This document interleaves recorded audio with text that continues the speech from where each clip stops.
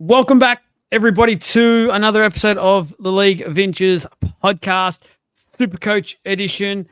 Very, very keen to get into this one. It feels like it's a bit of a lull week in terms of Supercoach, but there's always things to talk about. And no doubt we've got a couple of really good topics lined up to chat about. Coming off, I think all three of us got some green arrows, which is a positive start for us as well. So we'll get into that shortly as well. Shout out, obviously, to Freedom Finance Group as well, sponsor for our Supercoach podcast. Make sure you contact Con and his team for any of your financial needs. If you need, make sure you name drop us as well. Make sure he goes ahead to look after you.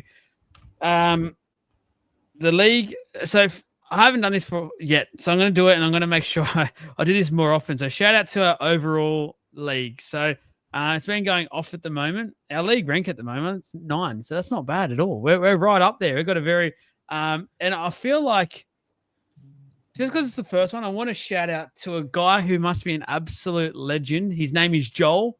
No, it's not me, unfortunately. He's winning Supercoach at the moment. He's smashing it, and he's in our league. So sorry to everyone else out there that's in our league, but he's smashing it at the moment by over, I think, about 120-point lead he's got at the moment. So that is crazy in our league. So he's winning it. He's on 7,816 points currently. So shout out to you, mate. We are very curious who you are. So if you are on the page, please message us. If you're listening to this, please message us just so we know who you are. You're like a great to us. You're a god. So we want to put a face to the name, and just so we can keep referring to you and things like that. Moving forward as well, I have spoken to Pack Lords, who is our draft sort of sponsor at the moment, and he was doing a bit of a giveaway every second week on the page, doing a prediction of scores. But we thought what we'll do instead is reward those that are in our overall comp. So every week he's going to give away a $10 break voucher to our top scorer of the week in that for that round. So for this week's round, it was James with Shimmy Shimmy Whoosh, 1,428 points. So if you can just message the page, I'll get you in contact with Pack Lords, and he'll give you that $10 break credit, which goes towards obviously the NRL cards. You get to choose a team. Instead of getting all these different cards you probably already doubled up on, things like that, you get to focus solely on a team that you might be interested in and putting the money towards that. Quick shout out here, boys. I've got to do it before I throw it up. Shout out also to our League of Inches draft. Draftees out there, 60 strong, 5 divisions strong. There is still, guys, 2 teams that are undefeated in the comp. 6 from 6. Absolutely flying start. So, it's Ta'o in Div 5. He's flying. He's undefeated. He's got a nice already 4-point buffer on the rest of his division. And I'm just trying to scroll through at the moment to see who the other one is. I'm having trouble finding who it actually is. Oh, hang on. It's inch at a time. So that is, in fact, me. I'm still going strong, guys. Stick with me for draft. I'm not going too well in Classic, but I tell you what, geez, I can draft. So thank you very much. Anyway, boys, it's time to come in. Jesse, I need a break before I go into my team details. Yeah, before your head explodes. Yeah, not bad. Oh, it is actually. Just I can't believe it. I bet it barely fits in the frame. I just thought I'd talk, seeing as we've got it's Toto here, who is in. How good is that name? First of all, second of all, how interesting is draft, right? So he's 6-0 in his league, and he's out of the full 60 going into last weekend. He was 45th ranked, highest point scored. What? Yep. So out Do you of want he to was, touch luck of the draw. He was 45th Jeez. out of all 60. And he's 6-0. How good is draft? Because it literally, you don't have to have the best team, right? It's just about matchups and how it all works, and just it's like it. And even Joel, who just posted out that just said that he's undefeated going into last weekend. I haven't actually done the numbers for this week. I'll do that next week. Closed the gap. This week, Had a good week. This week, going into this weekend, there was 3 other Div 1 players above him in the competition for points scored. Joel was still 8th overall, but there was 3 other teams. There was Zanark Abes, who's managed by Zach. There's Stoby Stallions, who's managed by Shane, and there's What's a Farnworth, who's managed by Jesse, are all above him in the top 8 points scored. and are not undefeated like Joel is. Well, Jesse, I think that's because you lost to me, but that was 2 weeks how's ago. this? I actually have the highest total points scored in Division 1.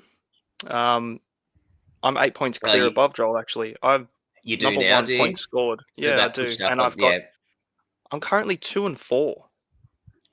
Shocking. Like, how does that work? Like, I've won 2 games out of 6, and I'm leading the points tally. I hate seeing that kind of stat because What's it your just points shits me. against? My points against, You'd be leading the points uh, against too. I would probably have to be. I can't see the points against through the ladder. Not too sure. There might be a way to find it, but yeah, I'm not too sure what the points against is. But yeah, that sucks. But that's draft, so it's good Shout out signs. while we're talking about that, because Inch of Gloria Cup, our knockout FA Cup style, we actually had our first round on the weekend, and it speaks volumes of how good draft can be in this comp style. There was, what was it? The numbers, I think it was 15 out of the top 20 games were upsets or something like that. I don't know the exact numbers. Trav probably knows them better than I do, but it was a shit ton of upsets, and I think a panel member on here is no longer already. He's been knocked out in round 1. Yeah, so there's 60 teams in our draft, the Inch of Glory Cup. 60 teams, and I matched up against the one guy that I also matched up against in Div 1, who beat me, obviously, with an Xavier Coates masterclass on a Sunday afternoon. So he beat me by what? I don't know. What was it actually at the end of it? Maybe 50 points, thereabouts. It was It 742. was, He scored 810.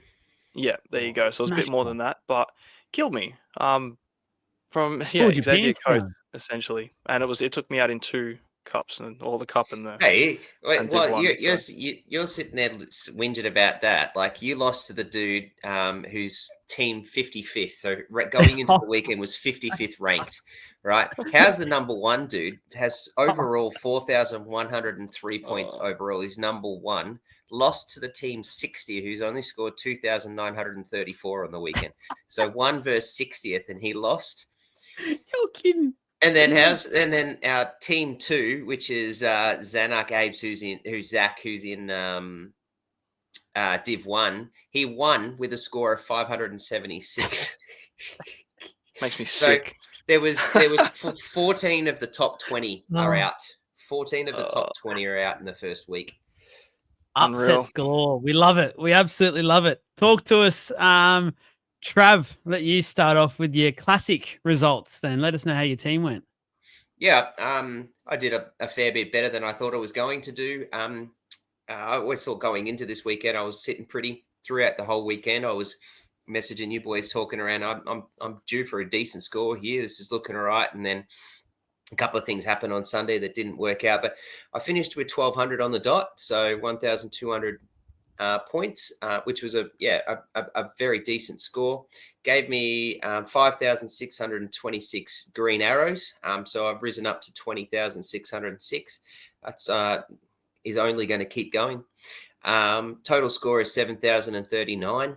And my value went up a good 300K. So my team value sitting at 300K for 14,352,000. So yeah, I've got good team value, I think. I did all right. Like, I was going can't, as I was into the weekend. And then the hour before the game, the news came out, and I went that he was going to start. And so I went, no, I'm going to pick Egan instead. So I swapped over and put the reserve on him.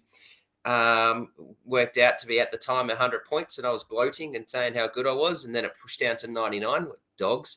Can't believe he didn't get 100. So I scored that. And then because of that trade, and I made 80,000 off the can't to Egan, it held me tight. Instead of going, I was always going to play Munster, but it was Katoa and Young was my decision that I was going to go. But because I saved the 80K by going can't to Egan, I left Katoa. But I really wanted to get Katoa to Young. I really wanted to do that. I just didn't, because I sort of looked at that value and thought, oh, no, I don't need to save double time. Like, I was looking at it thinking, I'm going to make another 80K if I drop this down here anyway. So I don't need that now. So I held that, which breaks my heart because I really wanted. I spoke on the pod last week. I said many times I get it. I had everybody, literally everyone, talking to me on the weekend around 2RFs, and I said, "Go Young, get him, go get him, get him, get him, get him." And I didn't do it myself. And look, Katoa still got 71. I'm not bloody unhappy with that, but I missed out on a monster Young score. But yeah, other than that, I did well. The other thing too is I missed Pappenhausen. Like I really did. Not having Pappy hurt me, and I wanted to get him a couple of weeks ago and just didn't do it. But yeah, that's my team went well. Well done. Well done. Jesse, how did you go? Yeah, not bad. I saw green again, which was nice. It's the highest I've been so far this season. So I scored 1243. A couple of good rescores actually quite late, especially from the Melbourne game as well, coming in and sort of buffed that up because I was sitting just on 1200 before, or after the last game on Sunday, and I was kind of just waiting anxiously to see what the rescores would look like because I was hoping for some big ones. But yeah, 43 extra points was nice, and then it pushed me up. I'm season ranked now 1,325, so getting closer. Triple digits are really not far away. A good captain would have pushed me really high up, but I ended up captaining Gutho for these 54, where I had Pappy 136, and yeah, it just sucked. But I'm glad I had Pappy in general. Do you know what I mean? Like you take that 136 when you can get it. Would have been nice doubled, but the extra 80 points when it's gone begging. So team value now is 14,671. So pretty good. Won 5 out of 6 of my leagues, which was nice. Yeah, 7,417. So what's that? 400 points off first place. Starting to pull a gap away. You know what I mean? Like it's still pretty tight, but yeah, 400 is kind of one of those things where you're like, oh, where are you gonna find that? But yeah, like overall, the team went quite well. To be fair, like I traded in Egan as well last week. That late 1 hour sort of cut off, and thought I'll get him in the team, but I didn't put the reserve on him. Like I had the intention to reserve Cant when I saw that one come through, and then when I brought Egan in for whatever reason, I just thought, no, I'm not gonna back him in. I'm going to back in Purdue. So I took the reserve off Egan and I put it on Purdue. And after Egan killed it and got that 90, well, the 104 that got downscored, I was kicking myself. I thought, oh, I've just let this another ton on my bench every single week. I'm not getting the right reserves done. And then I was out on Saturday night with my wife, and we'll, just having a couple of drinks, having some dinner. And then I've gone and just quickly peeked at the scores, and I'm like, holy shit! I think it was halftime. Or it was into the second half, and he was on like 110 points. I was like, holy shit, this has been great. This has worked out really well. So yeah, I was very glad. I'll take that for once. Finally got a bit of a win because my other reserves aren't going to change. It's Hines, Campbell, and Ponga. Hindsight, you can think, oh, I should have reserved Egan over Ponga. But no one's ever going to do that. So yeah, the way that's all set up was pretty good, and I was very happy to have. Yeah, sure, I would have done it. Who wouldn't? Makes so much sense. But yeah, no, the side's going well. And Purdue, honestly, now after that, and even last week, I was saying he's going to become a mainstay in my side. He definitely will. I think he's, earned his position in the starting lineup, not even questioning the reserves on him. So yeah, all in all, decent round. Got some guys to move out though. Getting a shake-up happening. We will discuss that shortly. I finally got to see some green arrows after I think it was 3 or 4 weeks in a row of red. Just kept slipping down that slippery slide that just didn't seem to end. Finally got off it. Started to climb back up the stairs. I want to go back on it soon, that slide. Actually, no, I don't. I want to keep going up and up and up. So I went up 2,000 spots, 14,989 my season rank at the moment. Had a score of 1,185. Bit disappointing, but it is what it is. From what it could have been a lot worse. Story time with Joel, guys. Settle in, because my end to last week was an absolute, in Supercoach. I was stressing hard, and I thought I just got to trust my gut here. I said to the boys last week I did not like Ponga. I didn't want to have anything to do with Ponga moving forward. They talked me into holding him on the show, and it just on the drive home, literally on Friday afternoon, I said to myself, "No, I'm not doing it. I'm getting him out. I'm going to the King," and as well as I already had traded out Reynolds to Pappy and had the C on Pappy, and I was so locked on Pappy as captain. I said to myself, nah, he's the captain. That little voice in my head, I'm returning to Randy Orton for a second, had told me, see the king. Honestly, there was part of me that was so happy because Ponga scored horribly, so that's okay. And I love, and I said it last week, I love Gutho's run coming up. So I think he'll score better than Ponga for the next few weeks. But the captaincy, again, I think this is 5 weeks in a row now. I cannot get my captaincy right.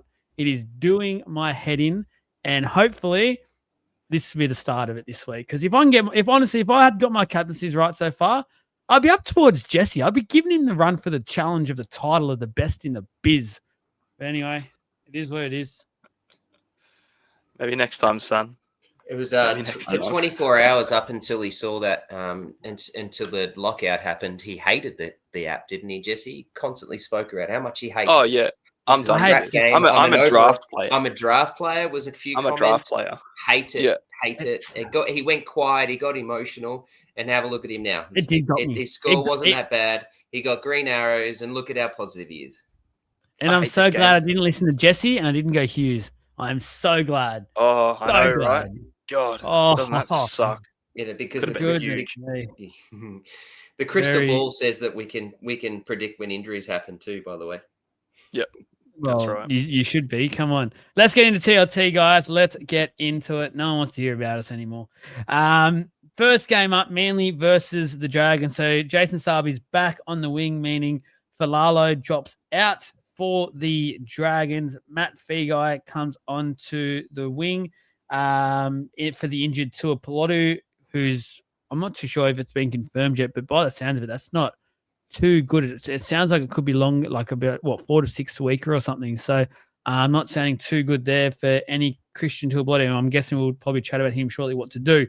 And Dylan Egan on the bench once again, but I think going off last week's game, that will be once again a late change, and Leilua will come on and probably play a bit more of the middle role like he did last week. Got sort of interchanged once he did come on, but I think the way Dylan Egan played on the weekend, there is no way you can't start him. He was an absolute monster for 80 minutes. It was ridiculous. Any talking points from this game? Well, Dylan Egan was obviously a beast, so we'll just have to wait and see what happens there. But we can touch on him later on anyway. Outside of that, not too much really, I'd say. We'll get into Tuipulotu later. I'm guessing he's probably in the top 10. Yeah, he's a big trade out talking point, obviously. I think it's not confirmed, but by all accounts, it's looking like a 3 to 6 week kind of injury. So it's it's worthy trade considering the options, but it's a hard one. It's a hard pill to take because he has been insane so far this year. Yeah. Next game up, cannot wait for this clash. I am so pumped. The Doggies against the Rabbitohs. For the Bulldogs, Matty Burton is back, a huge in, and Kikau is on the extended bench. There is a lot of talk around that he will be playing, so just keep an eye on that. Whether it's going to be off the bench or to start. I'm assuming if he's ready to play, he'll be starting. Bailey Hayward back to the bench, as well as Satili Tupanua, who returns also. Anything for South Sydney, big ins. Cody Walker back at 7. Campbell Graham on the wing, and Lewis Dodd is on the bench. So just keep an eye on there. There is some sneaky rumors floating around that Cody Walker may not be playing. This is a bit of a smokescreen. Lewis Dodd will be the halfback. Just again, keep an eye on that late mail. To be honest, I don't know if Cody Walker is a huge play at the moment. Supercoach wise, he is a good price, but just while he's not 100% fit, I don't think anyone would be going there. It'd be silly to. But that means another week of Latrell Mitchell also at 5'8". Boys, anything for this one? Campbell Graham. Yeah. Sorry, go for it, Troy. No, go. I was just going to say, Campbell Graham on the left wing, which is traditionally prime real estate for anyone. Being on that side, especially with Latrell killing it, doing what he's doing as a 5'8", Cody Walker as well. Everyone likes to go left at the Rabbits. His base is already insane. I'm really keen to see if this actually lines up as a left winger. I'd be more likely to see him go to the right and swap with Tass. I think that was it just seems to make more sense for where they normally seem to play. But it's definitely got me a little intrigued because he's quite cheap now, $470. It does, except he's playing the Bulldogs this weekend. So, and my point is, I'm happily not going to play anyone from the Rabbitohs this weekend. So I'm not bringing anyone in, and I'm not reserving any of them. And to be fair, in my draft teams, I pushed every one of them out. That often. I'm just the Bulldogs are just that good defensively, right? I've seen what they've been able to do the last few weeks to teams. It's I would probably make an argument for Hubner, even though for me he's on a play. I've got better plays obviously this week, but just because he's a base stat monster, it could be a game where he might still be able to score decently. He'd be the only one. He got 44 last week in a game that they, in a not near as good a competition as what the Bulldogs are going to be. So, the other thing too is it's on a bye. Jacob Carraz. Hello, game 2. That has to be on the buy. That has to be on an in and out list for sure. If he's not one of the most traded in, I'm not here. Because word of warning, and then the boys are probably going to follow me in. Guess who's already done it? Our boy Carraz is back. I had him at the start of the season. You're coming back. Anyway, Dolphins against the Storm, Suncorp Stadium. The Dolphins, no changes to the team that got the chocolates last weekend, but eyes are on JMK, Jeremy Marshall-King. A huge laceration to the top of his upper leg. Or did I just say top of his upper leg? Well, obviously it's his upper leg. And yeah, just keep an eye on that. There is some talk going around that he might not be playing just because of that cut and how big it was, and give him 1 week off. Who knows? Be a mighty strapping job if he does play to protect that. That was a doozy. For the Storm, Hughes has been named despite suffering that shoulder injury. And by all reports, he actually will be playing. There's no sign of him being rested at all, which I said it from last week with Reynolds. I don't know. It's that slight, I don't know. Would you just leave him on? They have a rest. It's the Dolphins. You'll get the win. It's all right. Famous last words there. So my boy, Suafar Longo is on the wing, and Anderson moves into the centres. My boy, keen to see him on the wing, see what he can produce. Very, very keen on this one. I think it's two good Friday games. I know, obviously, Storm are very heavy favourites and should do a job, but I just think the Dolphins showed a fair bit on the weekend, and should get last couple of weekends, and should be getting a bit of form. Trav, anything for this one? I'm very keen on Grant Anderson. He's minus 22 break even at 600K. So he's currently sitting in my team, to be fair, in a trade. And no one I've also brought in Pappenhausen, but so many have. Other than that, there's not really that many. Jump on. Not much else to talk about ins. Jump on, brother. It's good to see you following my lead for once. Jesse, anything else to add to this one? Nah, not too much else, man. There's a few Dolphins I'm keen on, but obviously at the moment, especially going up against Melbourne, it's always a bit, kind of wary of it all. But no, I think it's going to be a good game, man. I like these two sides going at it. So, yeah, you're nervous about being a Farnworth owner? I looked at his stats today. His highest score against the Storm, I think, is only in the 60s. I think. I'm not a Farnworth owner. I thought you were. No, man. Oh, in one of my draft teams, I am. What's a Farnworth? What is a Farnworth? They're currently 687. Doesn't want to see it. Saturday for the Warriors against the Broncos. So for the Wars, it is obviously a huge blow with Fisher Harris out, CNK is out, and so is Rocco Berry. So 4 to the front row. Halasima starting in the back row with Capewell moving to the centres and Kosi to the wing. Tuapiki to Laban and TMM on the bench. So much happening there. So that's a huge blow, obviously, JFH. That's a massive blow. For the Brisbane Broncos, Jordan Ricky returns from suspension in the back row for Jack Godjeski, who is out. I'm guessing most super coaches, whoever still has him, this is the week they get rid of the Jack. Tyson Smoothie's named on the bench with Blake Moser appearing on the extended bench. So keep an eye there. Plenty of reps in the off season, seeing what's going to happen with him, his contract, things like that. There's 1,500 hookers at that club, so he might finally get his chance there. Jesse, anything to add on this one? It's wholesale changes almost for the Warriors, isn't it? Torpiki at fullback covering for Chance for a week. It's probably not worth the play. Rocco Berry's out, so Capewell in the centres. Look, I don't mind the matchup against Capewell, especially if I think it's going to be Shibasaki. He's a very popular trade out this week. Like, it could be good. It could be good. He could get caught out a little bit there. And then you got Halasima as well, starting in the second row. One of the cheaper starting second rowers at the moment as an option in general. And then, quite a nice break even as well. So long-term prospects, I'm really uncertain about it. But look, with the injuries they've got, like, there's every chance that he keeps a decent minute role. Could be easy money for him, low risk in general. So yeah, there's a lot changing at the Wires at the moment for this week, but I don't really know what sticks. But yeah, that's pretty much it. The Broncos look as they do usually, don't they? Nothing too crazy. Yeah. Certainly. I might move on and get Trav to do the next one. Roosters against the Penrith Panthers. So for the Chookies, Nwanga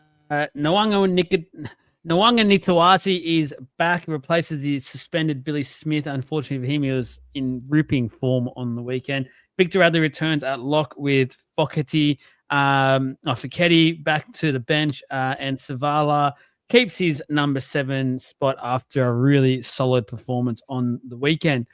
For the Penrith Panthers, seriously, this has to be the week that they win. This has to be. I feel like I said it every week. This has to be.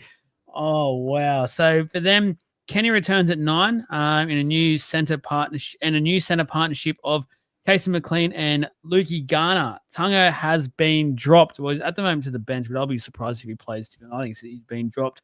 Jenkins has been named on the wing, and Talangi surprisingly keeps his spot at the 6 jersey, despite pretty horrible display, it must be said, on the weekend, with Jack Cole on the extended bench, though. So just keep an eye.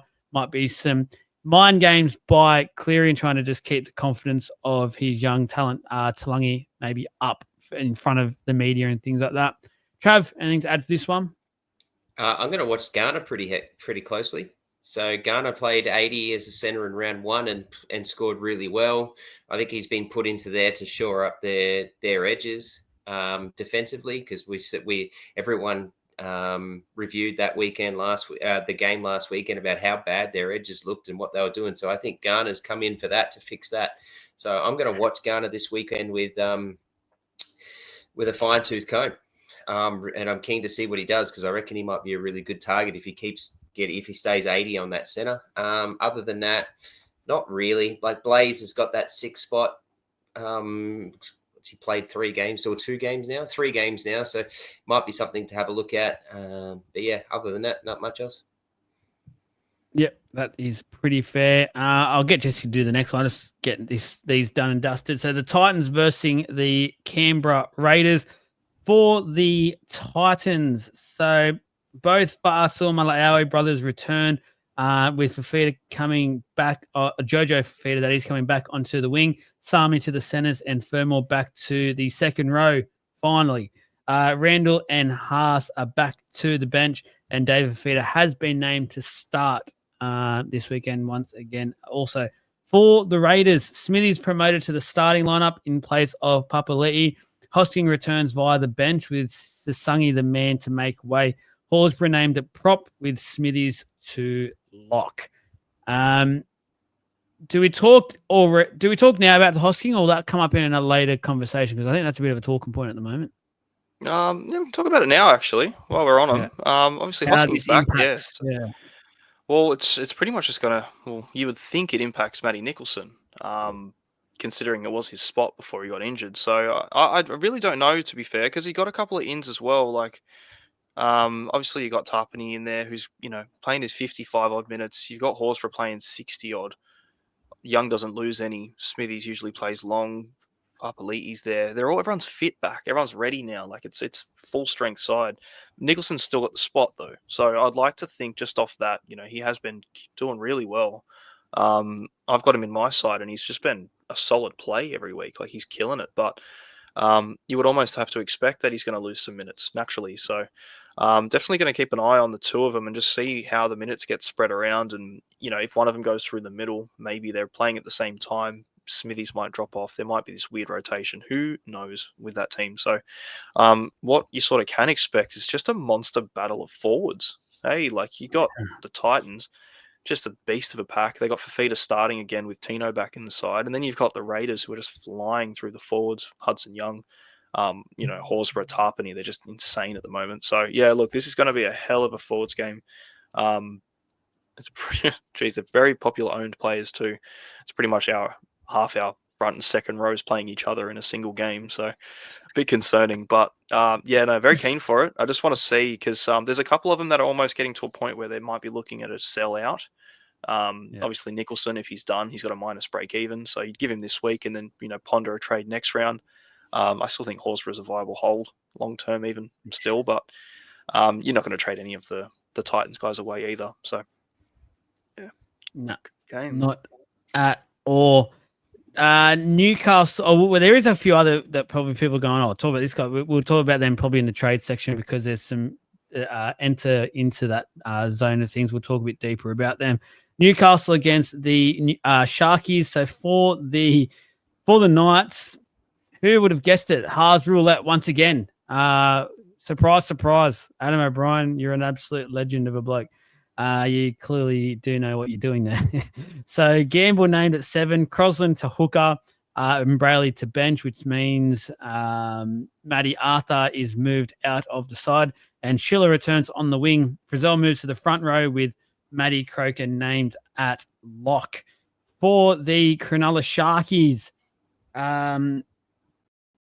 Nico Hines is out. Nice. No, I just wanted to see Jesse's reaction to his boy.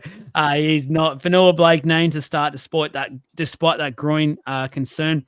Otherwise, an unchanged 17 from last week, and Ero's still a couple of weeks away. I've led to believe. I'm taking a bit of caution with that hamstring injury for now. Honestly, come back because I'm so keen to put you straight into my team. I know that much. Trav, what about this game? I actually like Gamble at 7 for the Knights. So I'm not going to pick him for Supercoach, but I think that helps. So it's not a gamble? No. I think that I see what you've done there. I'm just going to keep moving past it, though. I think that helps my Supercoach players for the Knights, boys. I think Ponga and Marju is going to – I think that's just going to help. So I'm keen to see that. I think that's much better. But otherwise, no, nothing else really. Last one, the Tigers against the Eels. Wowee. Two clubs that their 5'8s don't want to be there anymore. They want to leave. They're both Gonskis at least, probably next year, that's for sure. For the Tigers, their players have decided they want to play with each other that actually have been named, so that's a good sign. So Dewey named at 6. I believe that's not the case. I believe 7. Dewey's actually named at the 7. So he got some notes here wrong. I'll be blowing up about this off air. It's seriously trying to set me up. This is a G up. So Dewey named at 7, which means Luai back to the 5'8", which is I'm so interested. This hasn't actually been spoken about. Obviously, there's been a lot more discussed. But the fact he's gone from halfback, is that the Tigers saying it's failed? He's not a halfback and he's going back to his natural position? Who knows? That's probably a deeper discussion for a later time.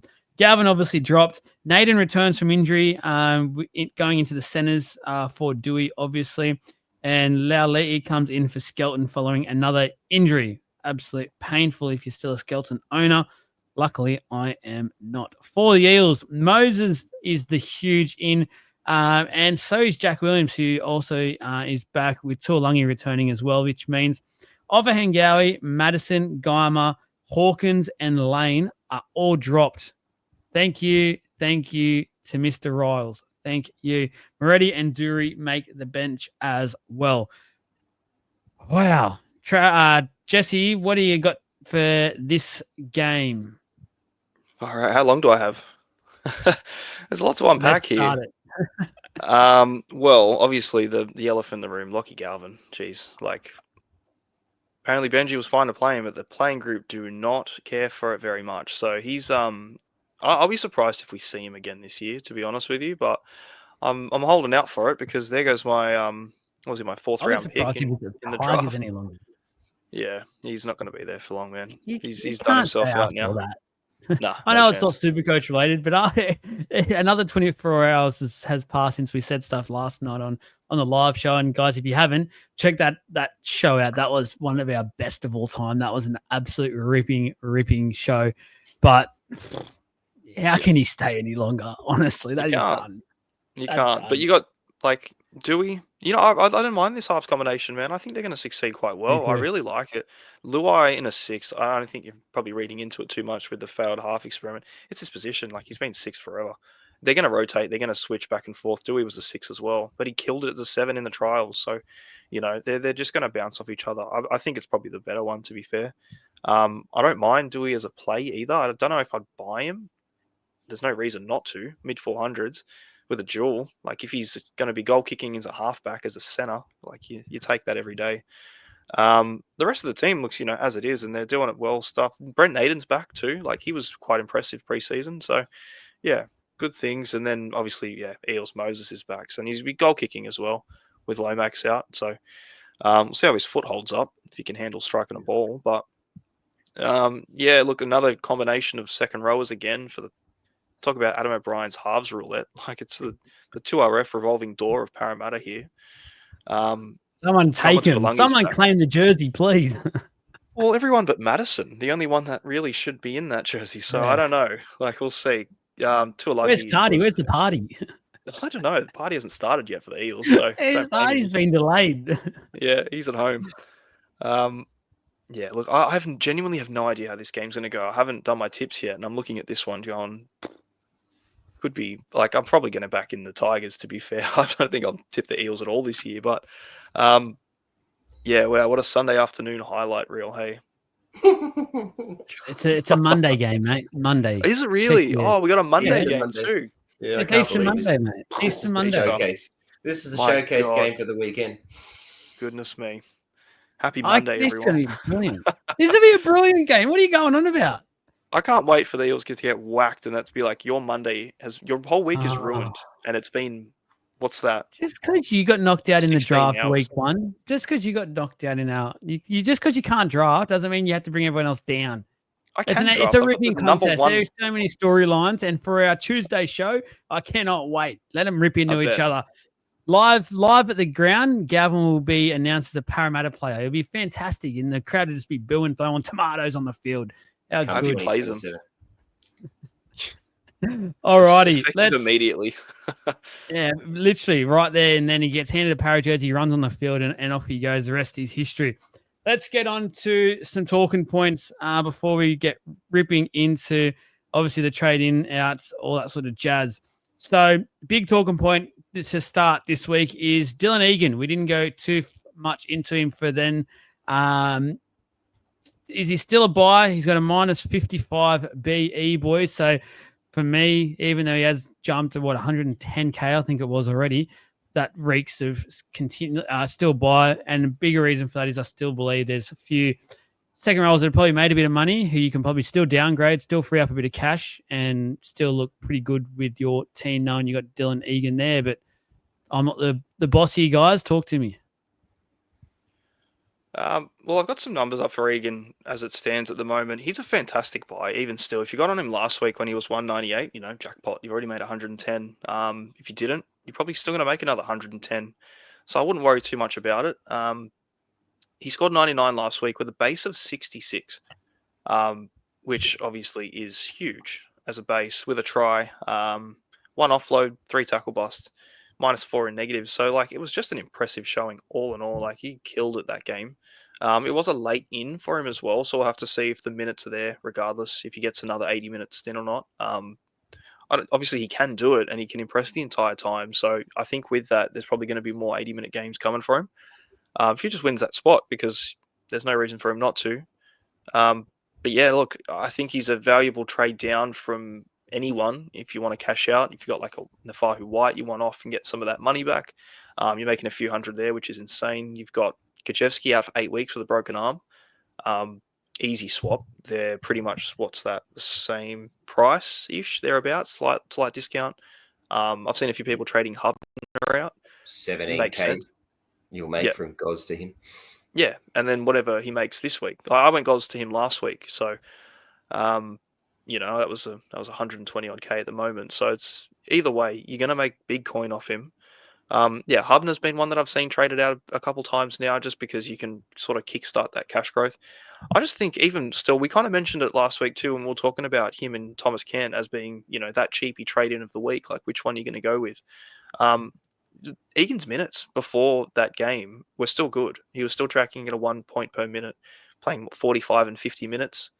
I just don't think there's any world where he's not a good buy at all. I think he's probably maybe the target of the week, to be fair. Outside of, the big guns everyone's trading to. Yep. Trav? Yeah, he played against. He scored 47 against the Storm on 49 minutes, and scored 52 against Para on 53 minutes, and then exploded with a 79-minute game on the weekend for a 99. He's got a break even of minus 55. He's projected to make 85K. He's definitely still a buy-in. I'm a Goz owner myself. I'm not trading him out. He's not playing, so he's not going to hurt me. And I'll figure out what I can do. I might even just wait for Goz to just sit there until another 190 odd 200K comes along like an Egan, and I downgrade that at some point. So that's probably what I'm going to do. I've got other things I want to fix. I've already got Egan. So to answer the question, or try and shorten that up, we were going to get Cant last week at 280K, right? Egan's only 30,000 more than him. It's only 30K difference. So if you were going to get Cant last week, and then you're wondering, because I missed the first week of price rises for Egan, he's 310. Well, it's only 30K difference, right? So I think Egan is definitely an easy buy. If you can get it and you're going to make the money out of it, I think to end this pretty much on that, he's definitely a really good buy and playable. I'm playing him this week in my reserve. I've got the reserve on him. The only reason why I'll change that is if I don't hear between now and when the game starts that he starts. I predict that he's going to come in and start. I think they'll do the same thing as what happened last week. Best thing, that's the first game of the round too. So if he does get that starting position, I think that because I haven't got the reserve on him at this stage. I've only got one free reserve at the moment. I'm comfortable flipping around with it. I've currently got it on Horsburgh, but look, man, if he gets that starting position again, Jesus, I think I'll be jumping straight back on him again, because God, he was lively. He just looks so good, even from like the first 20 minutes. I think it was on like 30-something points, with a couple offloads at that point too. I thought, shit, I made a bad decision not reserving him, but yeah, he looks fantastic. I think he's going to be a gun for quite a while. If he keeps going like he is this year. Yeah. Easy in. I agree. Get him in if you haven't yet. Make sure you do it. Otherwise, you will regret it. My next on the talking point list, Mawini Hiroti. 1 to 2 week cash gen punt. Is it worth it? Or do you go early on Billy Smith, which, to be honest, with Billy Smith's history, sorry to say, could be a massive risk. Who knows what might happen with his body just over a week of training, which I hope it doesn't, because he's an absolute gun and I cannot wait to get him in next week. But Hiroti, are we going all in, or you're waiting for Billy Smith, or you're going both? What's the early thoughts? Where are you on this one, Trav? I stepped into this weekend going I was going to get Hiroti. 77 against Canberra in week 5, 73 against Manly last week, obviously in 80 minutes. He's in to replace Iro. It's as simple as that.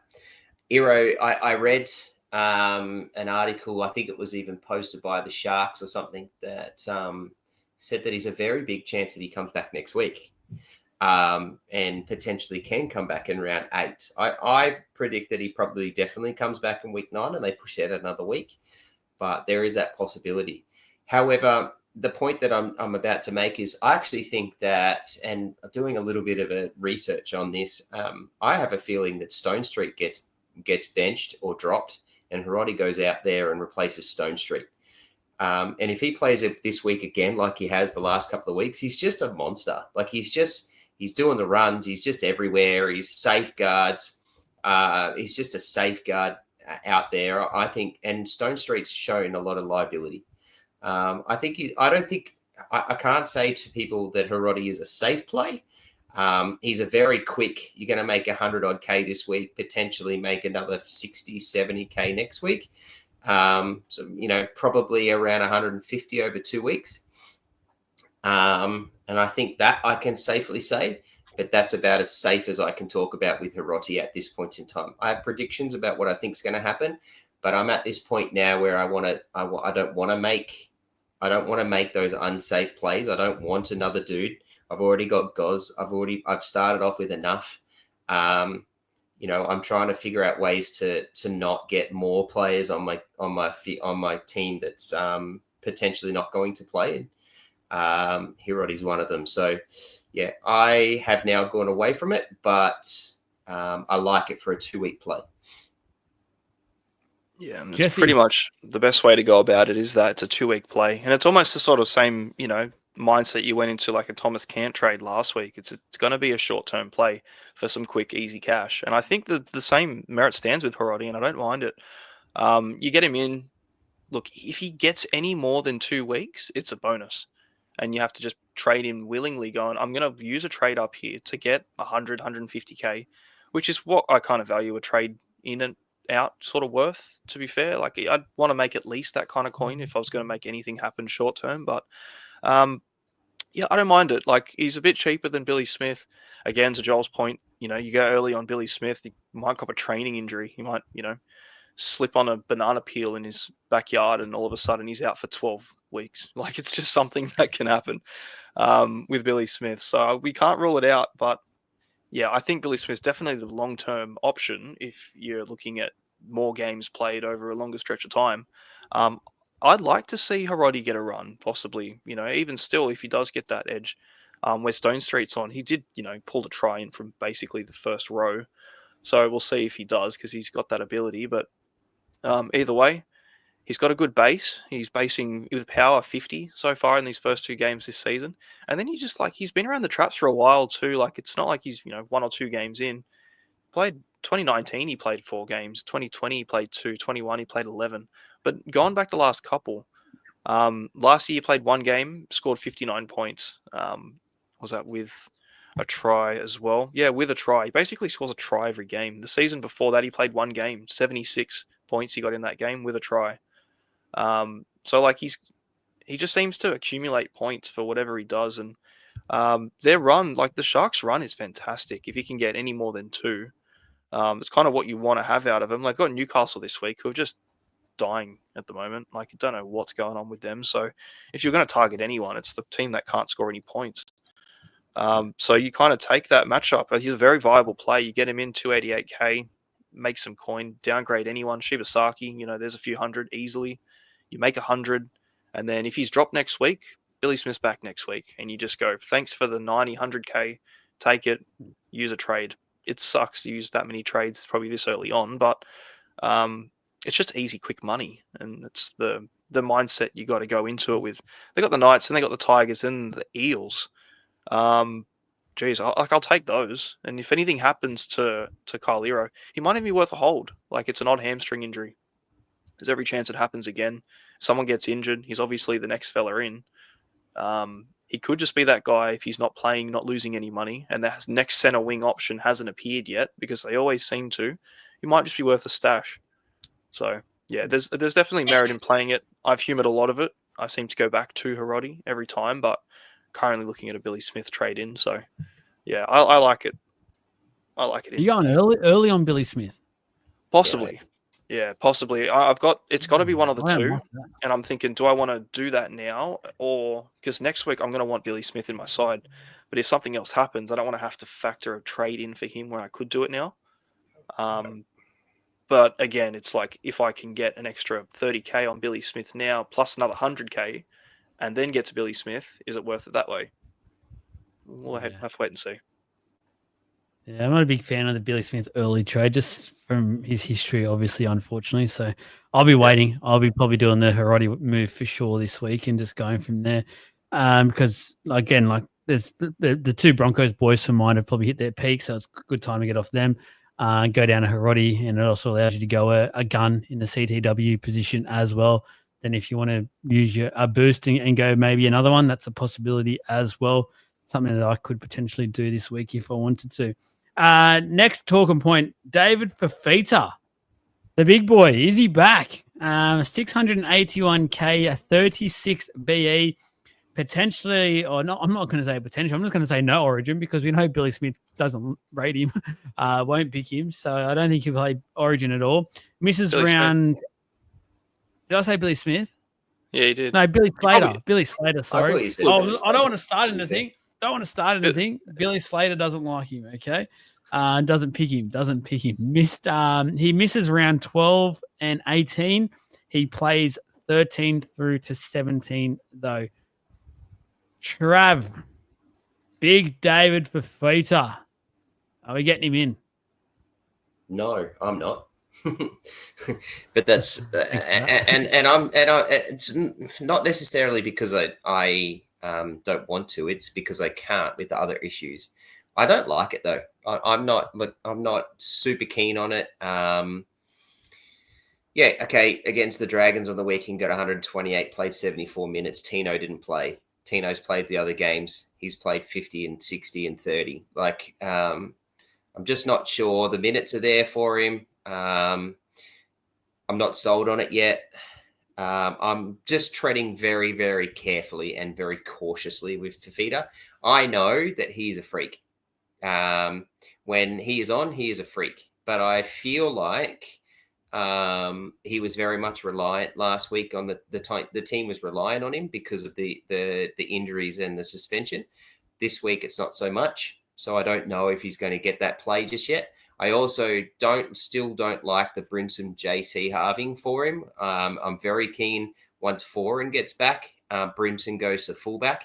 Then I'll be much keener on Fafita. I mentioned him last week in the pod. As a he who shall not be named, but want to get him in and watching carefully. And then he goes and puts 128 out. I love that he did that. But I'm just pretty cautious on him at this point in time. I'm still watching and waiting and seeing what's going on. I can't tell you he's back off one really good game. Jesse, I feel like you are a bit more in on David Fafita. I am a little bit more in on David Fafita. And that's funny too, because you listened to the pod last week and when we were talking about Fafita, Trav was like, yeah, I'm pretty keen. I want to watch him. And I'm like, nah, he's busted. He needs to really do something good. Roles reversed. He's played like absolute arse for the first few weeks. And then you see the game that come out and I'm like, that's the Fafita that I want to see. Like if he's got that still in his arsenal, then sweet, man. There's no reason not to. He's the number one and traditionally has been. So with a bit of oomph in his game and a bit of perk in his step, bloody hell, man. 2 try assists, 24 points in tackles. He got 22 in tackle bust, 16 points in offloads, 2 line break assists. Man, he was everything. But, Trav made the point. Who else was there? So, their second row's back. They got Fermor for Fafita lining up because their centers are back in shape. You've got Tino back in the side. So, full strength, everyone's there. How much of the pie does he get when everyone has to get their little piece? So, look, I'm definitely keen on it. I can make it happen quite easily with a Nafahu White trade up comfortably in a single trade. 681K, you got him cheaper. Like he's, he was 750 odd to start the year.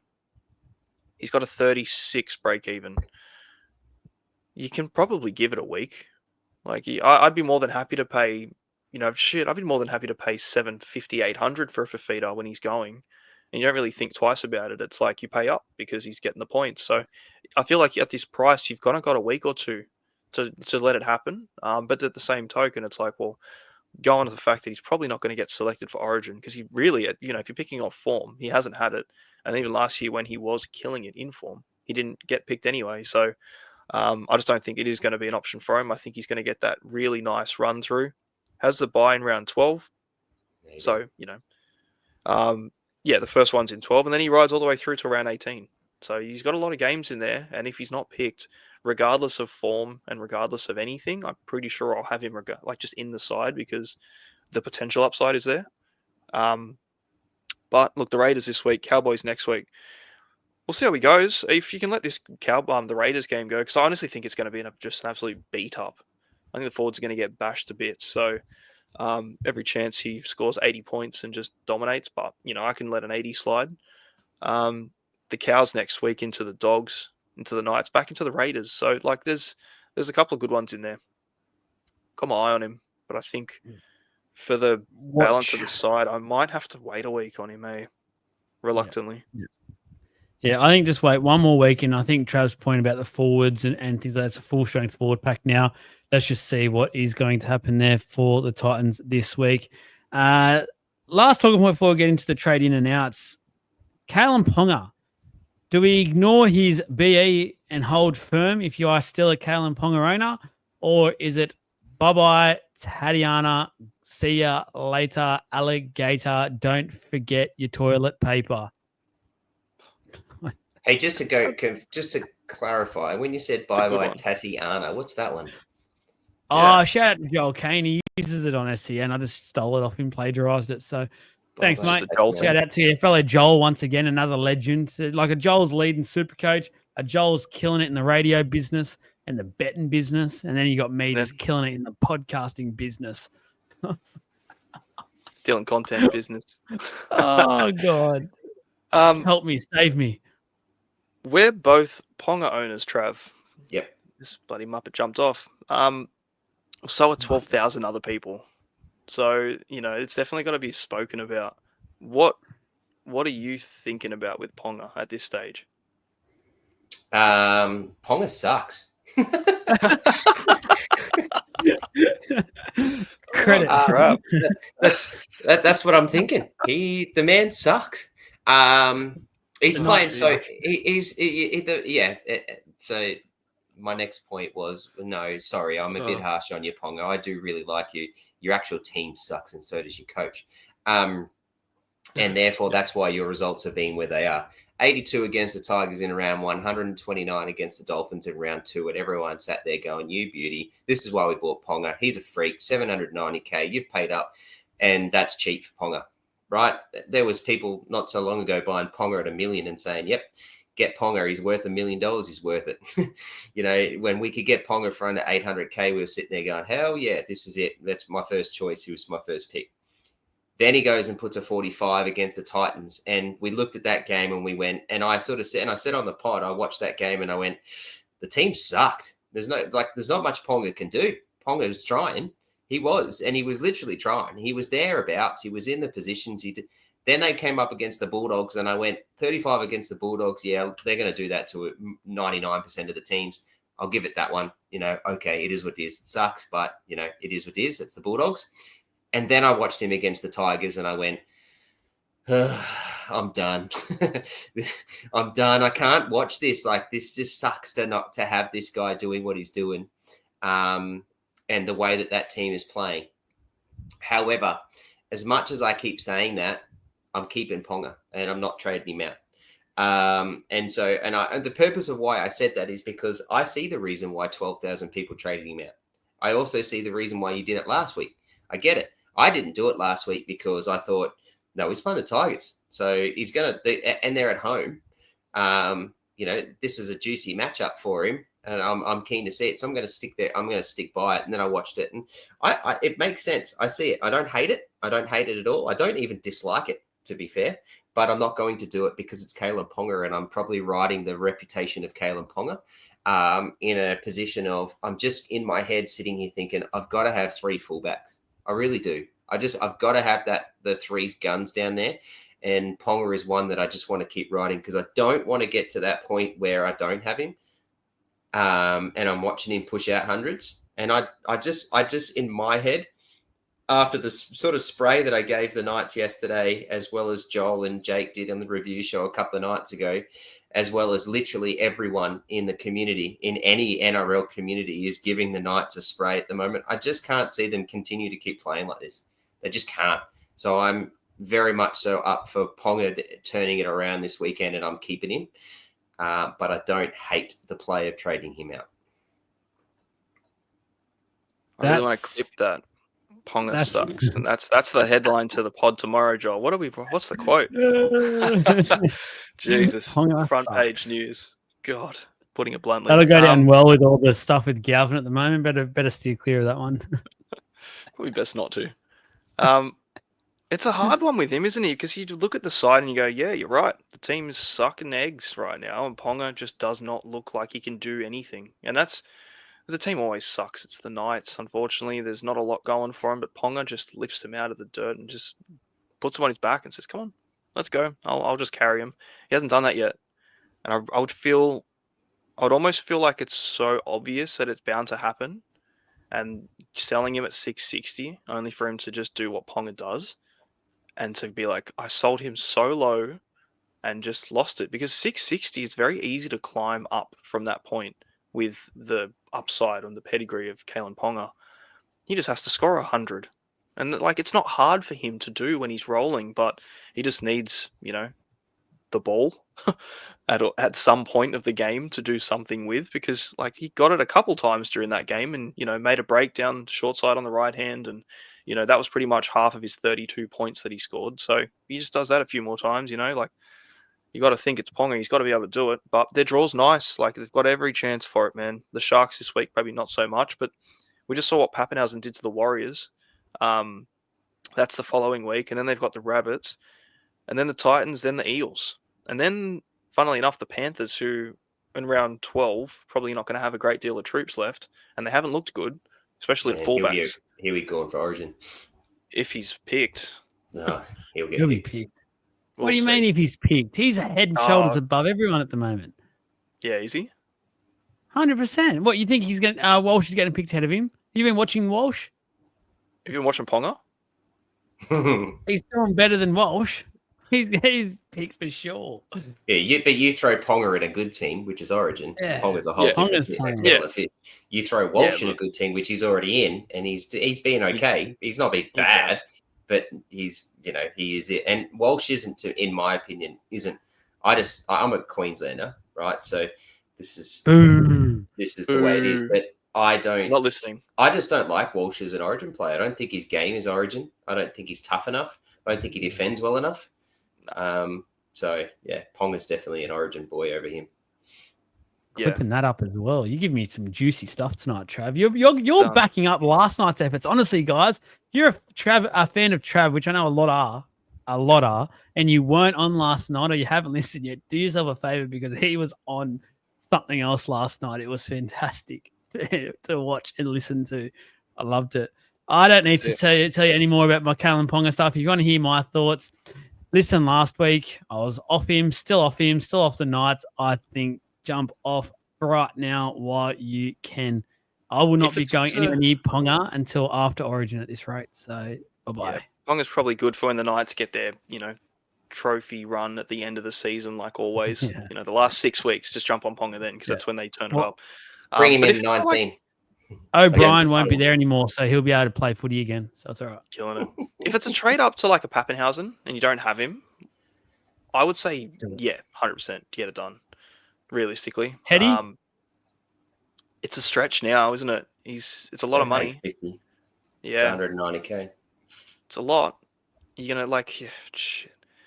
I don't know. Well, if you go down like your Brisbane boys to Hiroti, you can make that up pretty quickly if it's a big thing for you. So, but then like you've just lost all the cash that you've just spent the last 7 weeks generating, and then all the cash that Ponga's just dropped, which you could probably make back in the next 4 weeks if he does anything.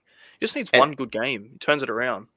And that's the thing, though, Jesse, that you're touching on really well, I think, is that we're looking at 137 break even as like it's the end of the world. And people don't realize, like, okay, so he lost 99,000 last week. He's going to lose probably then some sort, 50 odd this week. He's projected 50. He's projected to lose 52k on an average of 73. Is what they're projecting him, right? So he's going to lose another 50k. Be 610,000. But his break even will drop. All sorts of things will drop. Like we look at the break evens as on 1 week pillars, but look at it over 4 or 5 weeks, and eventually it does catch up. It does match up. And with these guys who are your superstar, your guns, these are they're allowed to have bad runs. That's just the nature of we're human. That's what happens. You just got to ride it. That's the way it is. However, for Ponga, and I feel like I don't actually think there's a right or a wrong thing here. I think if you do it, it makes sense. He's had 40 and 230s, and he's about to lose some more money. But if you keep it, it's Ponga. We're riding the fact that we know Ponga's can get 150 in a heartbeat without a worry. Like there was years last year, or rounds last year, where he had 120 odd at half time. Like, you know, so it's Ponga. This is what he can do. So I don't think there's a right or a wrong answer. And we can sit here and analyze this to the nth degree. But the point of what I'm trying to say is that don't just look at this week's break even as 137, right? He gets 137 this week, but there's next week. There's also the week after that. There's the week after that. If he gets 100 this week, that 137 is not too bad. You know? Yeah, So, and I'll just put it. Sorry, finish your point, Troy. No, go. Well, I'll just put that 100 into perspective this week with a 3-week rolling average, and that's the whole point. You got to look at what you're saying is like you're going to need to see these as those games. Those 230s in 2 weeks' time are gone. And then it's whatever he is at the time. So say hypothetically he scores 100 against the Sharks this week. He loses 28k, goes down to 640k, which is, you know, it's not that bad really considering, with a 63 break even against the Warriors, who just put up, like, they just copped 136. Admittedly to the best team in the competition, you know. Say 75, you know, it's already there. All of a sudden in round 9, that 137 break even now turns into a 25 break even against the Rabbits, and he's back to 650k again. So like the fluctuations are pretty quick, but the fact that he's in the sixes now, he's not going to go lower. Like he might pip the fives from this week, providing just an average game. He might be 590 something. But here's a whole nother argument, Jesse, to what you were saying before. You're wanting to buy Fafita at 680, right? On potential. It's like, holy moly, he's at 680. This is David Fafita. Yeah. Like I could make an argument that hello everyone, Ponga's 667. Do you know what Ponga's like? Like you can make that argument for him. Right yeah, 100% now. So, you can. So like it's Well, 106 people have traded him in. 106 traded him in. It's the same as when Joel brought Cleary back with his big break even. You can wait a week. He's already cheap. You can wait a week and get a lower break even and save 30k, 40k potentially. Or you just do it now and you just get him in because there's every chance these guns just go big. So, yeah, look, I have seen a lot of chatter about it. There's a lot of people that are just like, oh, I haven't even considered the idea of trading Ponga out. And I get it entirely. And there's other ones that are like, you know, I think even Jace, he was so eager to rip the Band-Aid of Ponga off. He's like, he's out of my side. My mate traded out Ponga for Tedesco last week, and he's gloating about it because, you know, actually shout out to him. He also traded in Hudson Young after the potty and captained him too. So, and he got in Tedesco. Yeah, he traded out 45 points, traded out Alamotti, Johnny Bateman, and Ponga. Johnny! And he got Johnny.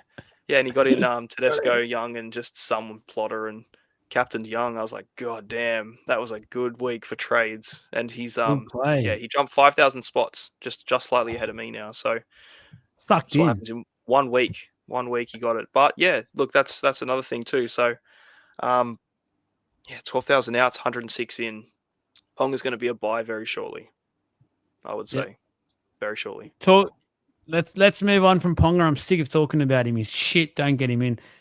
Trade in and outs. Talk to us, Jesse. Alrighty. So we just got off the topic of Ponga. Second most traded out player, funnily enough. Would you look at that? So the most popular traded out, look, it's Matt Shibasaki, the man and the myth, the guy that's made us almost 300k. Absolute legend of a cashy. He's most traded out. Almost 15,500 people have moved him on. 75 break even against the Wars. Again, I made the point. He's playing up against Capewell. I feel like he could still do well with that. If he scores, look, he's been averaging really good. What is it? It's been 63. Say he gets a 50, he drops to 500k. It's still not bad.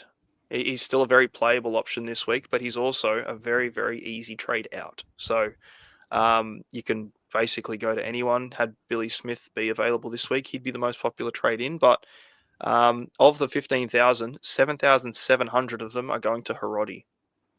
So that's massive numbers for easy money. And then another 1,500 going to Dylan Egan, another 1,000 going to Pappenhausen, 800 jumping early on Billy Smith. So yeah, he's done his job. He's made us the coin that we expected from a guy that was 230k. Yeah, you sort of just say thank you and see you later if you're doing that. And I don't think you can really do wrong. Yep. Trev? No. No, I agree. I think it's an easy one. And it sort of coincides nicely with the fact that you can get Hiroti in, or you can go early with Billy Smith. So I think it's an easy downgrade target for sure. He's done exactly what you wanted. More so, to be fair. Well, yeah, 287k. Yeah, you're never really gonna. You sort of go, oh, I'd be happy if I could get Shibasaki at 350 out of the side, and yeah, he's gone well overs. Kalen Ponga, again, we spent more than enough time just talking about him, so nothing else on Ponga. Number 3 out, Nafahu White. So this is a big one. Obviously the Roosters got a really nice buy run, and he's going to be a pretty valuable play come the Origin period. But again, his break even's quite high. He's 550k. So he's made 183, traded out by almost 10,000 people, 78 break even. I'm looking at trading him out this week if I can, but there's not. Well, obviously to Egan is a great move, a fantastic move, and I think you did that last week, Trav. Yep. Yep. So huge money. I've still got him in my side, and I don't know who to go to because there isn't anyone in the cheapy bracket really in the second or front row, to be fair, that are kind of standing out as an option yet. Besides, the big 600, 700 guys. But what do you reckon about Nafahu White? He's the same boat as Shibasaki, but he's got a really good value of the buy runs. Do you reckon he's worth a hold for that period? I think he can be worth a hold. He's definitely worth a hold. Absolutely. I think you should trade him out. I think the break even, I think the round 10 buy in a couple of weeks is a little annoying. I get that he then plays 11, 12, 13, but then he's got 14 off and he plays 15, 16, then has 17. So the Roosters buys are not great. They've got 3 in the next 10. So it's not super great. Granted that he plays the major buys, which is handy. But yeah, I mean, I jumped off him last week. Very happy to have jumped off him. I went down to Khan at first, and then last minute went to Egan. I would still be looking at that. That's still a $210,000 profit from White to Egan easily, which I think is what actually most people are doing. If I quickly look, no. The biggest trade of the 9,000 is Noffa White to Fafita, and it's 1,000. So, yeah, it's not far off either. It's just over 100k, 130k. So you can make that happen. It's an easy one if you're doing that Shibasaki to Hiroti move, like you said. It almost just lines up with each other. So, yeah, very popular combinations. But yeah, that's pretty much it. Joel, have you got it? And you got White? No, I got rid of him last week. Went to originally Can, and then I went to late swap to Egan. So, geez, you're just copying Trav again. Well, no, I copied myself that time. Thank you. I feel like I should have done that instead of going Goz out. Such low risk going Goz out. Should have get more money in the Boring bank. player. Yeah, you're a bitch. Oh. Wow. Jesus Christ. Trav's just on. Moving on. Jesse Arthurs. People still have him. 493k, 9,200 people trading out. He's freaking hell. What happened there with the negotiating a concussion protocol away? Oh, don't get us started. We went off last night. Don't get us started again, please. Yep. So he's negotiated that, which means he's playing. He's going to break even at 48. He's on that edge with Capewell, like you were saying, right? To be fair, I would hold Arthurs if you still have him, which obviously there's lots of people that do. I would hold Arthurs this week, and that's a play. I'd be going Shibasaki out and keeping Arthurs. Yeah, well, for the extra 30k with a lower break even and the try scoring. Yeah, I agree with you entirely. I'll definitely keep Arthurs over that. Coming from the 3 people that don't have Jesse Arthurs anymore. which is always fun. Where's next? You don't have on him? his site? Arthur's? Yeah. Nah, man, I flicked him. Oh, wow. He's You're a long gone. rookie at this game. Arthur's turned into Jenkins for me. Mm. That I've was got easy. both. Yeah. Yep, I went Arthur's down to Jenkins myself. So some people don't know how to play Supercoach, guys. I'm here with you. Some people are ranked 15,000. Honestly, you got to get caught a you-know-what in a minute again. I'll drop Yeah. it as well. Go on Keep then. going. No, Iongi. not yet. You got Iongi still? Yes, I do. Trav, do you? No. I do, and I'm so happy to have him now with the Moses back. I actually think I'm shocked at him being one of the top 5 sold this week. He's got money to make. I would be waiting and watching at least 1 week with him and Moses together. They're versing the Tigers. Like, there is a chance that this whole Gavin thing could, I don't want to say the words derail, but it could affect the Tigers a little bit. Could open up Monday afternoon game. Some points could be scored. I'd be at least watching that's my plan of attack, to at least watch him this week and see how that combination goes with Moses. He finally gets to play a traditional fullback role, gets to just hang around the back, do it as he pleases, let Moses run the team. He's got a 2 BE, so he's literally going to make money. I'd be waiting at least 1 more week to at least then get rid of Iongi. I think the Galvin thing's going to unify the Tigers more. Oh, I do as well, but I just think in my head, when I'm talking Iongi, I'm not talking Tigers here, I'm talking Iongi. I think Iongi's worth the play. He's got a 2 BE. Oh, yeah, he's got a 2 BE, but he also has 25s in his game more often than anything else. He'll so, make money, he's, and then I can he's not trade him going next to lose week. money. That's the thing. He won't lose money. But, yeah, if you've got options this week, which there are many of, I think Iongi's a very fine trade out. I think you could do much more than him, to be fair. But again, it's just a slow cash burn. You might make 30k, 40k.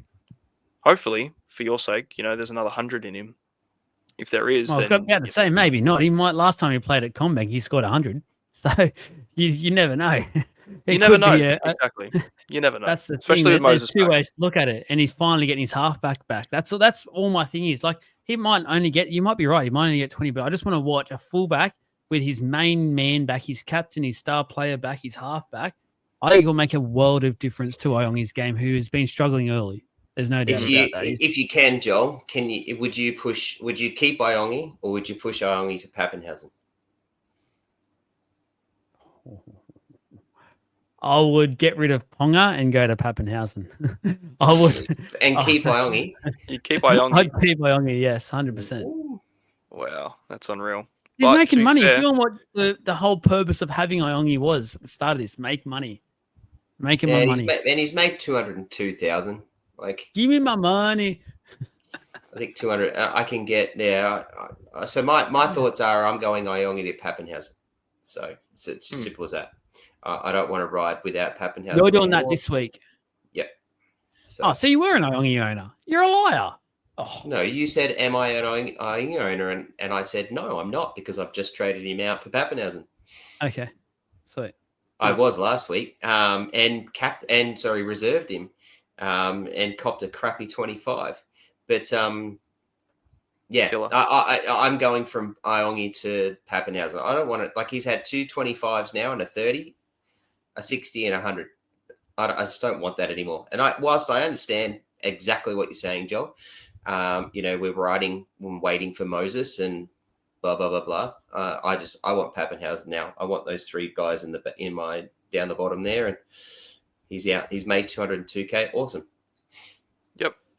The one thing I don't love is that the majority trade out is to Hiroti from him. Yeah. So I was just looking at that. It's just 2,500 of those 6,000 are trading to Hiroti for a week or 2. You'd go up to a keeper. That's the only way I'd validate that. Well, that's the thing. You just go up from him because, you're doing it in the flex and you're literally putting Hiroti into your flex position. So either way. But, when you're talking about the numbers that are actually trading him out, put it in respect to how much he's owned by. He has 6,000 trade outs, but he's owned by 95,000 people. So it's not that many people. There's still a lot of people holding firm with him for exactly what you were just saying. They're with me. I got a big. They are. Come around me, guys. Come around me. Yeah, you'd love that. There's one for you. Number 6, Lockie Galvin. See ya, boy. He's out. Gone. Lockie Galvin. He's never playing again for this. Well, not for this year. Unfortunately. And you were so close to trading him in too last week, Trev. Imagine that. I was, yeah. And look, I faded it and pretty close to the start of the first game. But yeah, I did post that that was an option. But I really just wanted to have Munster. It was just what I was doing. I just wanted him in that matchup. It didn't work as well as I was hoping, but it's better than having Galvin. Yeah, 100%. So yeah, Galvin's out. Number 7, Tuipulotu, 640k, 6,500 people trading him out. Yeah, I think he's got to be a trade out. Unconfirmed at this stage, potentially 6 weeks. He's got to go. Really unfortunate. But look, he's 640k. Like, I still don't even mind him as a buy when he's back from injury, which is nice because you get a bit more time to make that coin. He's got a 27 break even. Proven to be an absolute freaking weapon. And I love his little celebrations too. So his lowest score, that 32. Outside of that, 75. And unfortunately, that 32, it was drenched it was rain. And it was against the Storm in a game they won. But it was against the Storm in that weather. It was just incredible. That was just the way it was for everyone. Even Gutho only got a few points in that. But and he was best on ground. I was a Tuipulotu owner. Happily loved it. Love him. Yeah. Loved it. Love having him inside my team. He will come back when he is back. I think, to be fair, I actually really hate this injury news because the NRL physio's gone and done what he said from his analysis of what's happened on the video and what he saw and said, yeah, this is a 4 to 6 week injury. And the Dragons have said nothing. He went in for scans and haven't given us anything. So no one really knows what's going on with him, I think. But I'm going to take the physio because he's more often than not right. And unfortunately trade him out. He's at a really good price. 70 odd more K and I've got Carraz. 50 more K, I've got Herbie. 40K I make in the bank and I can go down to Anderson, who's going to be well above 640 by the end of this weekend. There's options galore. It's a nice position to be in, especially with the options you've got. I'd rather not trade 640, but obviously you'd rather not trade him. That's the big one. Number 8, Tamale, 49 break even. Hasn't really done a great deal, has he? He's made 200k, which is impressive, but he's just been sort of chipping away. He's had a couple of decent games, a 73, 78. A couple in the 50s, but then the 29s are just sort of chipping them in the middle there. So, look, it's an up and down thing. You can definitely play him and hold him this week against the Titans for sure. But if you've got better options, I don't mind them trade out at all for Tamale. How weird was that? Their team scores 50 points on the weekend, and as a winger, he scores 29 points. Well, he should have scored a lot more because he got dudded hardcore. Yeah. A line break and a try assist as well. I think it was that the scorers turned around for a second. They saw butterflies in the corner of the room and were like, "Oh, look at that!" Oh, hang on. Just made a break. Is this weekend coffee date with Sangster going a bit sour lately? Look out! He just keeps drinking soy lattes. It's just not my vibe. It's nothing look out, Sangster and Jesse on the rocks. Look out! God love you. Look, Sangster doesn't do the scoring. Let's be real. It's Fox. Yeah. But yeah, he got shafted, and it could have been a very different story for what money he could have made and where his break evens would be now. But 430k or 428 technically, it's it's enough. And to go down to like a Hiroti, that's the 5th most popular trade this week. It just sort of kickstarts your cash in there for a short term, another week or two, make some more money. But again, same token, Tamale's got that spot down. Like, he's not going anywhere anytime soon. So the Raiders have a really, really nice run from basically now until the end of the season. It's like they don't play anyone that's in the top 3-4 teams for the rest of the year. I don't understand. I've looked at it. I'm like, what happened here? They got to travel a lot, but the fixtures are quite good. Round 9, they play Storm. Round 10, they play the Bulldogs. That's all right. And then what about the What's rest of nice the other about that? 17 Yeah, games? that's in the next 4 weeks. I'm not sure what you're talking about there, but Look, for a guy that you don't play every week, if you're just going to sit on him, then it goes New Zealand, Roosters, Rabbits, Tigers, Knights, Dragons, Eels, Knights, Dragons. Like, I'll take that every single day. That's like a really good stretch of games. oh yeah, It is. once The whole way through the bye period after he too. plays Melbourne and Bulldogs 9 and 10, yeah, he's got a good draw. He's got the bye 15, the bye 19, and then obviously the matchups are good. But I think he's an easy trade out too. Easy trade. I'll out. be holding him this week, and then my plan is to go to Billy Smith with him next week. Yeah, that's and going to be a really big good one. option I think that'll probably be the number one, to be fair, because it'll be so easy to do, and you still make a little bit out of it, 100k. So, number 9, Goz, he's out 8 weeks. Don't even think really too much of it. And number 10, Robert Toya. That's just going to be a how do I get Harodi kind of play. But Toya's still a play. To be fair, and we'll see what happens next week when Billy Smith comes back. Who drops out? Because if it's Toya, then Toya's an easy swap to Billy Smith. You don't make a great deal, but at least you sort of keep the money rolling in. Toy's got a break even of 26. Plays Penrith, leaky wings. Potentially could get a decent score. I just need to see 40 or 50 from him. That'd be great, really. It'll just make me another 20 or 30k. It'll be a nice sort of, then I'll make a nice 50, 60 off him to Smith next week. Yep. Yeah, that's it. The trade-ins, we kind of touched on almost every single one of these, but there's a few really good centre wing options at the moment because everyone's trading out their centre wingers. Harodi is obviously number 1, 27,000 people bringing him in. We've spoken about him before. Decent trade-in. Dylan Egan, number 2, great trade-in. Love it. I think he's really good. 16,000 almost to getting on him. Number 3, Ryan Pappenhausen. Pappenhausen's the form fullback. I think, in every world, he's got to be the guy that you get. It was Gutho was the man a few weeks ago, and now perhaps the one in. So don't make predictions like that. Social media will come after you. With what? Don't make predictions on who's the top players and stuff. I tell you, I'm copping the heat. I'm copping it left, right, and center for mine. Because your takes are rough as. Granted, I missed one. I missed one. Yeah. Yeah, they're right. Do you want to address that? You should actually. Should I? I think moving forward, we need to make sure that it's League of Inches Joel. Yeah, it doesn't. Little asterisks next to the bad one.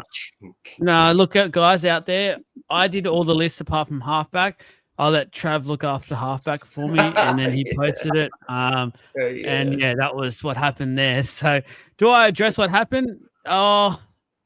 No. I was going to end up putting just a little post, little comment in that post because it has gone off its head. So I guess from a content point of view, it's been fantastic. But I had a mental blank on Hughes. To be fair, granted, I actually don't know if he has been the best playmaker, like the best halfback in the comp so far. He's missed a bit of footy, like so far. And if you're going to say form fullback so far to start the year, is he? I don't know. And I think, to be fair and to be honest, I think a lot of people have been quite harsh on Cleary. No, he's probably not been number 1. I got that wrong. But I don't think he's been anywhere near as bad as people are saying. He's in a bad team, but he's still trying his ass off. Now, most other playmakers in his position would be doing a hell of a lot worse than he is. So I still think he's right up there when it comes to a halfback in this game. Okay. I think you sort of salvaged a little bit of that. Thank you. We all know the form fullback of the year is actually Isaiah Katoa. So let's keep on Fogarty? rolling. The Fog? Yeah, the Fog. Cherry Evans. Katoa. Hughes, number 1. Lost my list. Crickets. Got sidetracked. Crickets. Paps, number 1. So Paps the guy, for sure. Look, he's killing it. The freaking hell, man. That 136 with all those goal kicking points too. I really hope, I pray that Meaney doesn't take it back off him when he comes back because Paps can kick them well, man. His percentage is great. It's better than Meaney's. I don't see why they would just take it off him. There's actually a world that Meaney doesn't actually return. Well, there's that too. If Anderson's just doing what he's doing, because Anderson's absolutely killing it. There's a few wingers at the Storm. taken a massive sigh of relief that Moses Leo just got injured for 12 weeks because he looked like he was a gun to be on the weekend. And still got Warbrick to come back, although he's on the wing. I get it, but that'll push Anderson back into the centres. I'm not. There's a world where Meany doesn't actually come back at all. Yeah, and I actually like Meany. I'm a fan of him. I stuck up for him. Have stuck up for him for years now. I rate what he does. He plays his role, and he's a good kicker. But yeah, I think there's a world where at this point in time, there's some actual people on the Storm that are knocking on the door, ready to go. Yeah, I think Anderson will get a bit hard done by if he loses any sort of position in that starting side. Yeah, and Bellamy's not one to hold a grudge. Like, we know Anderson's going, and Anderson's going because we didn't have a spot for him. So Anderson went, I'm good enough to play somewhere. I'm going to go. Bellamy's not going to be that coach, or he isn't that type of coach that says, all right, well, because you're going, we're not going to play you. He will play him because he wants to win premierships. He don't give a damn. So, I think Anderson's going to be really hard done by to miss out after what he's done so far. That hasn't been confirmed yet, has it? That hasn't been confirmed. There's a lot of rumors about the Broncos, but that hasn't been confirmed. Oh, he has. He's signed. It's gone. He's signed for the Broncos. He's signed for the Broncos. Nothing confirmed by the Broncos. It was confirmed last year. No. Huh. I can't see. I've just typed in confirm Broncos signing of Anderson, and I can't see anything.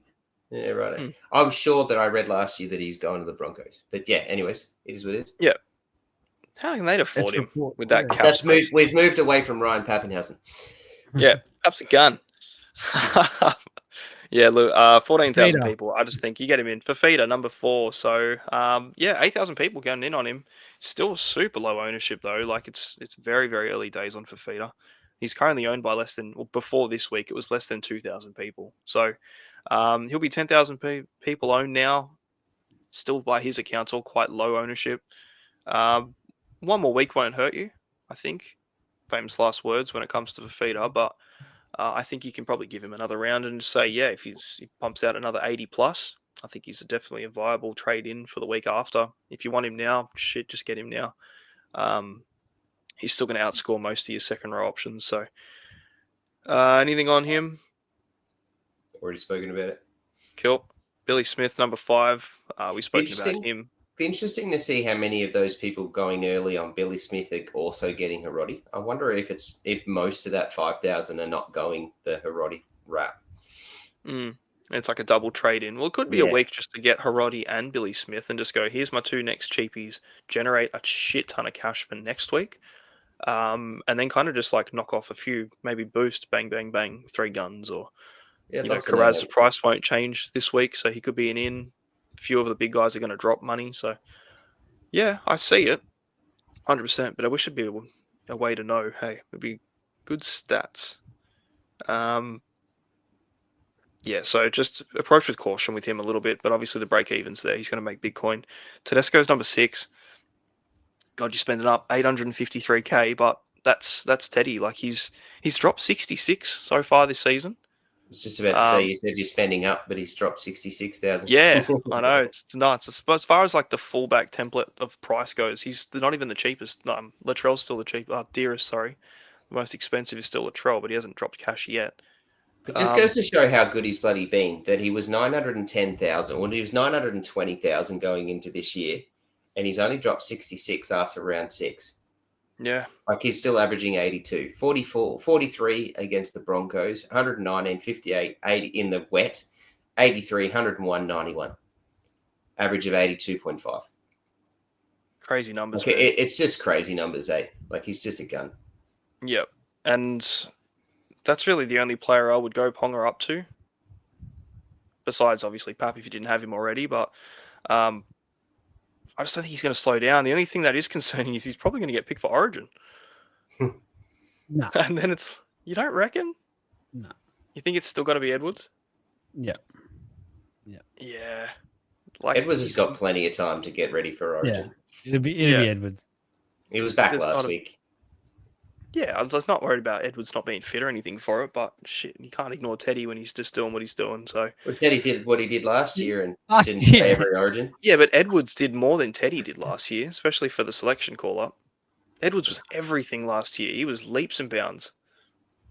Yeah, but they won't go back there, I don't think, because they lost the first game, which was Teddy at fullback. Then the next 2 games they won, and that was Edwards fullback. Edwards Was has that now Teddy's got the fault? right, and he's a representative fullback, deserves those jerseys. And unless he's injured, he will have that number 1 jersey. I hope I can say yes to that. I agree. I think Edwards is the man for it long term anyway. But God, I hope Teddy is available because yeah, he's definitely on the radar for it. 5,000 people. He's still pretty low, but it's a lot of money to spend up. Number 7. This is a big one. Jacob Carraz. He's back. Joel's obviously mentioned that he's traded him in. I'm pretty well going in on Carraz as well. He's coming into my side. So, God, he's a goer. Such a gun. The dogs look so good too. Get him back out there. He's fit. Doesn't seem like he's carrying any sort of niggles. It's kind of the best version of Carraz we could hope. Even an injured Carraz is still better than most. So, yeah, 702. His current break even, it's still rolling, but it's 84. Again, I'm not too worried about his break evens. I think he'll just sit around that and go up probably quite easily. 61 in just basically base and nothing else last week or before their bye. Yeah, good trading. Too good. Yeah, trade in. Oh, trade in. That percentage should be skyrocketing. He should be the number 1 trade in. Make it happen. He's a season-long keeper. Make it happen. Get him in now before you regret it. Trav.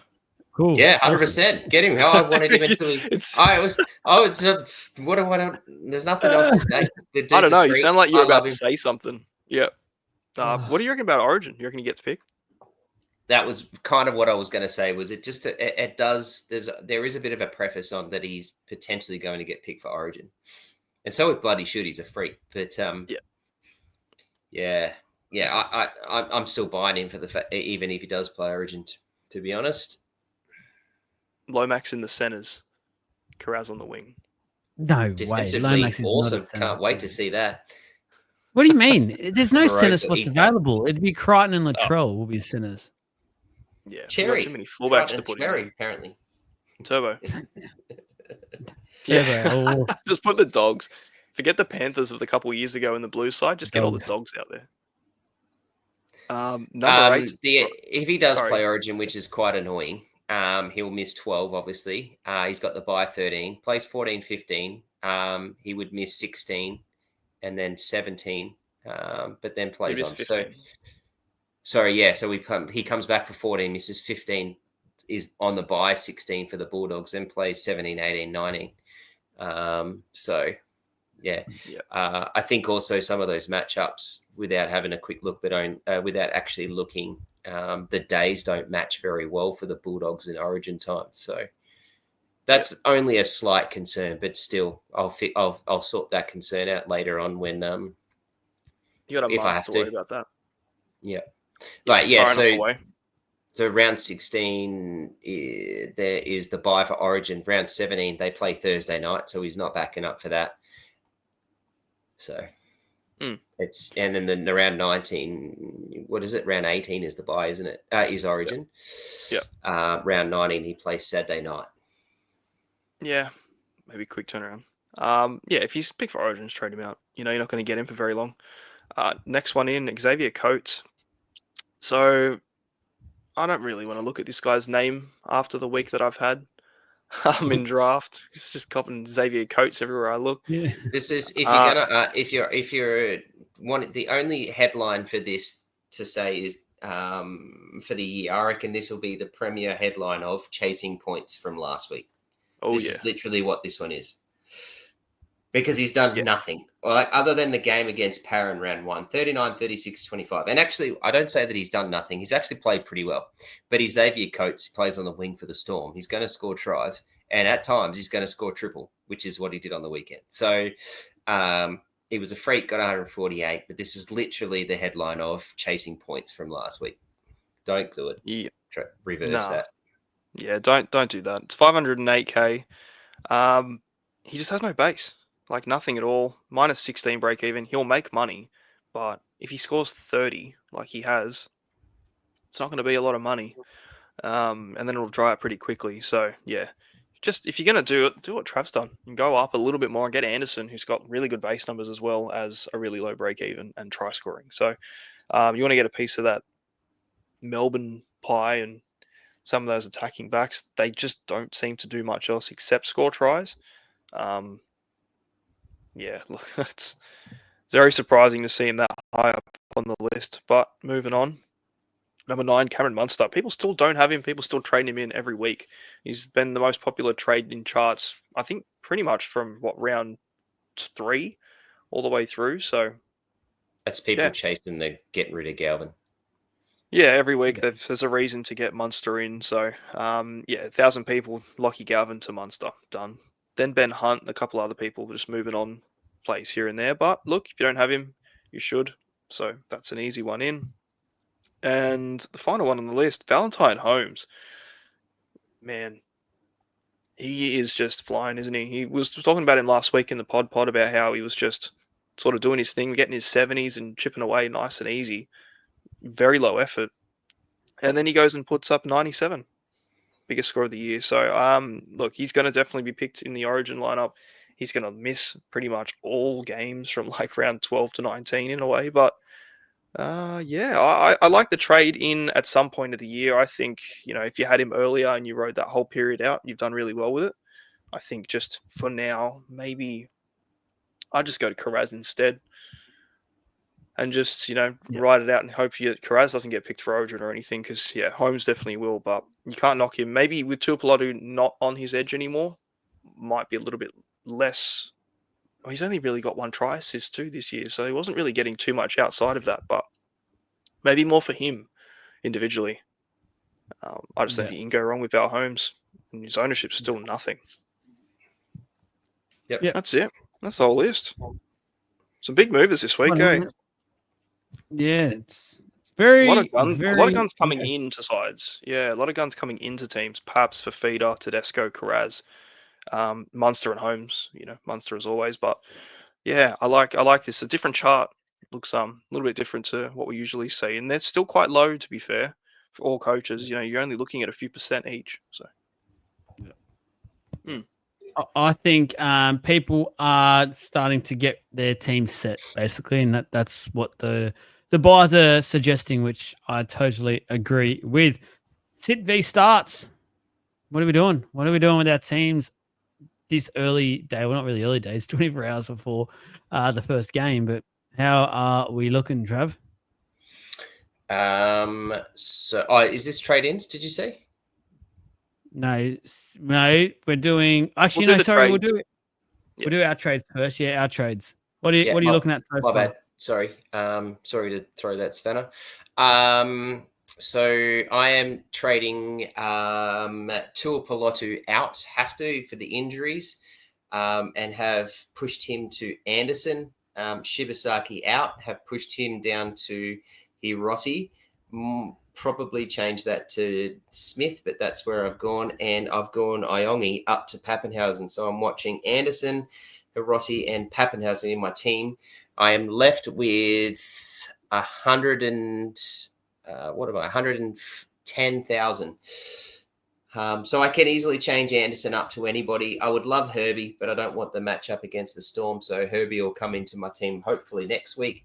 I'd like Karaz. If any of my trades change, the more than likely it'll be Hiroti to Smith. If I do that, I'm just going to keep Anderson. If I keep Hiroti, I can push Anderson up to Karaz, and then I can just lock that away.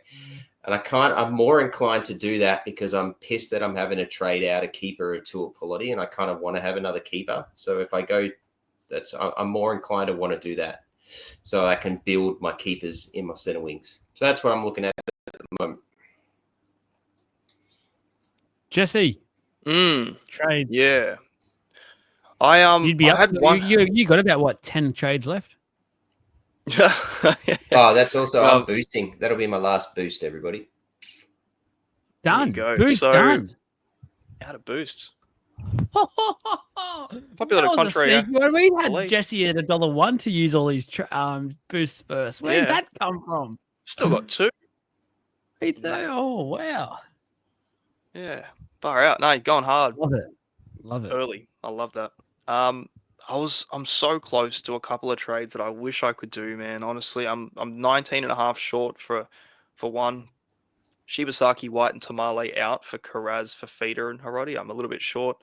I'm 4.5K short if I just swap Karaz to Herbie. And I thought, oh, that's breaking my heart a little bit. So I haven't really locked it down yet. I'm not too sure. There's a few guys that I was sort of looking at moving on. The one that I've kind of got at the moment, sort of almost pretty well settled on, is Shibasaki and Tamale out for Karaz and Billy Smith or Hiroti, whatever one I settle on. And I just want to get Karaz in the side. There's no rush. You know, he's going to lose coin more than likely, a smidge, after next week when his break-even price starts to roll in. So it's not vital to get him in, but I really want him in, just to have him in my side and just get another good center wing in there. And obviously, Tamale, Hiroti. It's just money. It's just all about the money. I just needed a bit more coin. Alternatively, I have pondered just increasing the strength of my 17 itself, because there's always like reserve guys that I'm not playing that I'm trading out and shuffling around for. But my actual core team hasn't really improved on it. I can go Mamas Ellis to Harry Grant in a single play. And I thought, you know, obviously Grant's sort of just been doing his thing, but it's Harry Grant and it just looks good in your side. It just makes you feel more confident in your hooker and not having to worry about potentially getting a 30 odd, but Grant has had that score in his how do you say, he put that score out this year a couple of rounds ago. So yeah, it's not been flying, and the fact that they're killing it so much, it just seems like they're so easily rested. So I just don't know about the hooker position yet. But White, Nafahu White can turn into day for feeder in one move.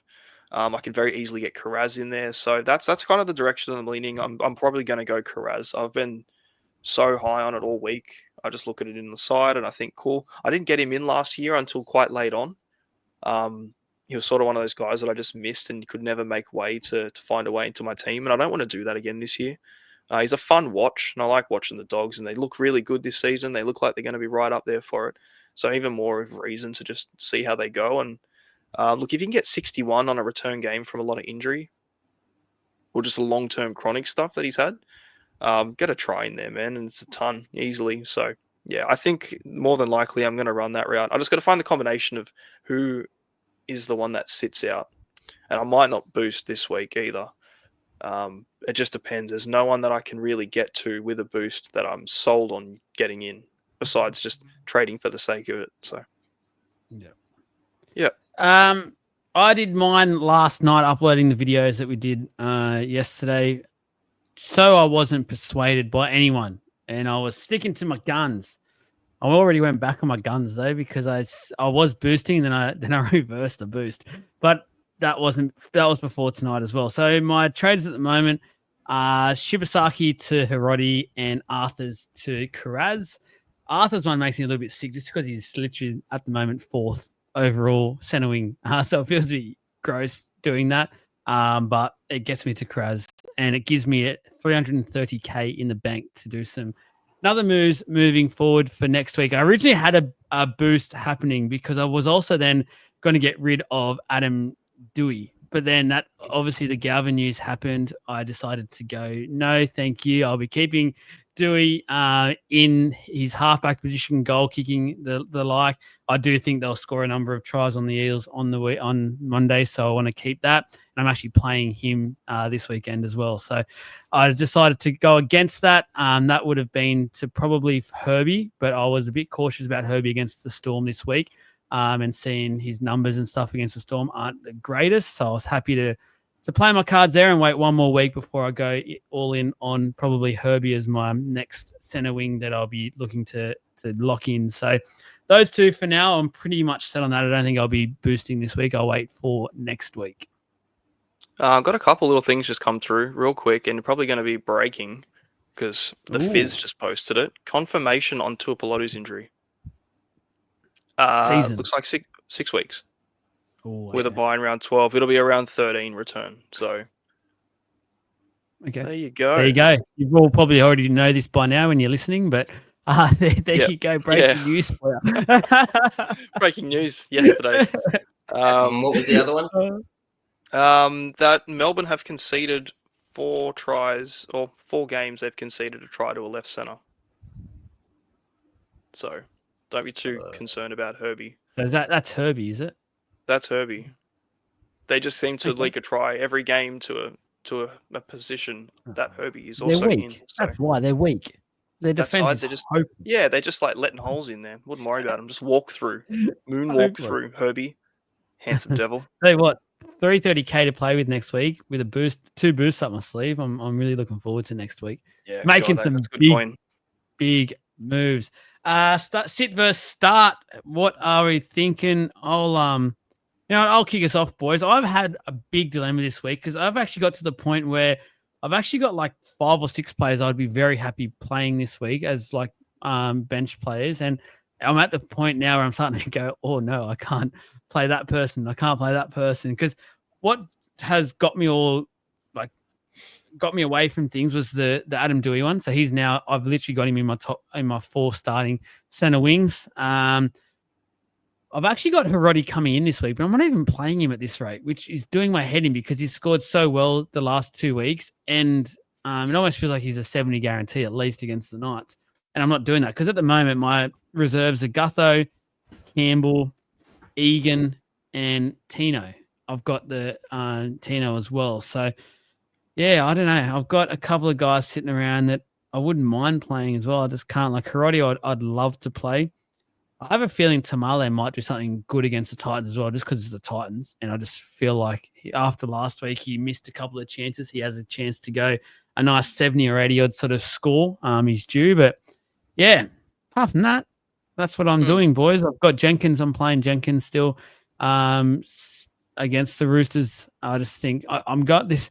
My last week with all in on the Panthers, that just has to happen. And Jenkins is Jenkins. He's scored well so far. So I almost felt like it was between him or Hiroti, and I've chosen Jenkins, but who knows? Probably regret that. I like it. Yeah, I I'm like doing it the as same. well.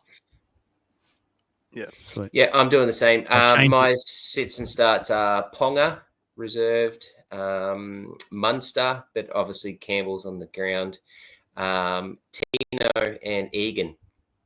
And I've got Hiroti sitting there and Smith. And I'm tempted to play Smith this week, but instead of Egan. Egan might be my one that I change, and I'm just going to watch up until I think it's tomorrow night, right up until last minute and take the R off him if he doesn't start.